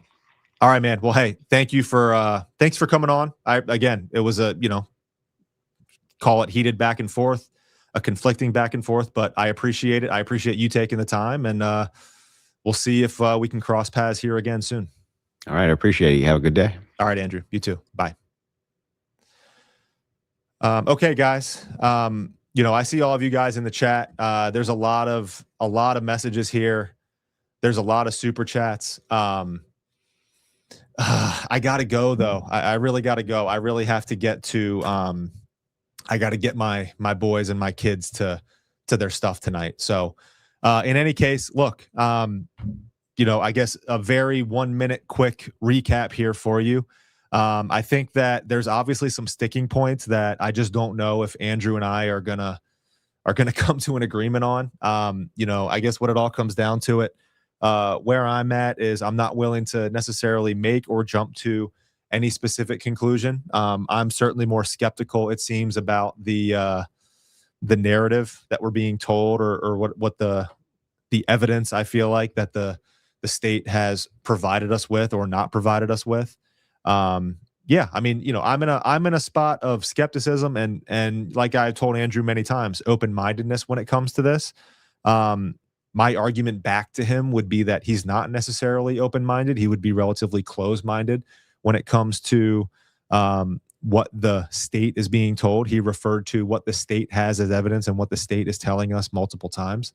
But in any case, like, I considered it a decent and difficult conversation. I want my platform to be one where we can have conversations. You guys saw me do the previous debate with Lisa Knows on Erica Kirk. She's someone that certainly doesn't agree with me.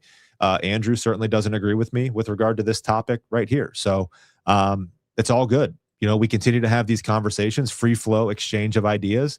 I'll go back and I'll probably watch through it and see, what I think I did well and what I think I didn't. And we'll go from there. But anyway, I appreciate you guys all tuning in and watching for the entire time. We had good numbers here for pretty much the entire span, and I appreciate all of you. What I am going to try to do is I am going to try to get these super chats in, and we can hopefully go through them maybe tomorrow or the day after. The last thing that I'll say here is that tomorrow I'm having another special guest on the show, John Yep from Catholics for Catholics. He's going to take us into, again, Catholics for Catholics was just accused of being basically a Catholic psyop as accused by Alexis Wilkins, Kash Patel's girlfriend. So we're going to talk about that. We're going to talk about the influence that Michael Flynn has on the organization. We're going to talk about some of the ins and outs and the heats that he got for hosting Candace Owens, Carrie Prejean Bowler, and Joe Kent at the Catholics for Catholics event. We're going to go into some of the weeds of Carrie Prejean Bowler's run-ins and communications with the bishops, the Catholic bishops that are on the commission as well, Cardinal Dolan and Bishop Barron. So it should be interesting. I'm going to have John on tomorrow. But that's it. If you guys can make sure that you like and subscribe, I really appreciate you, and I will see you all tomorrow. I'm Zach Costello.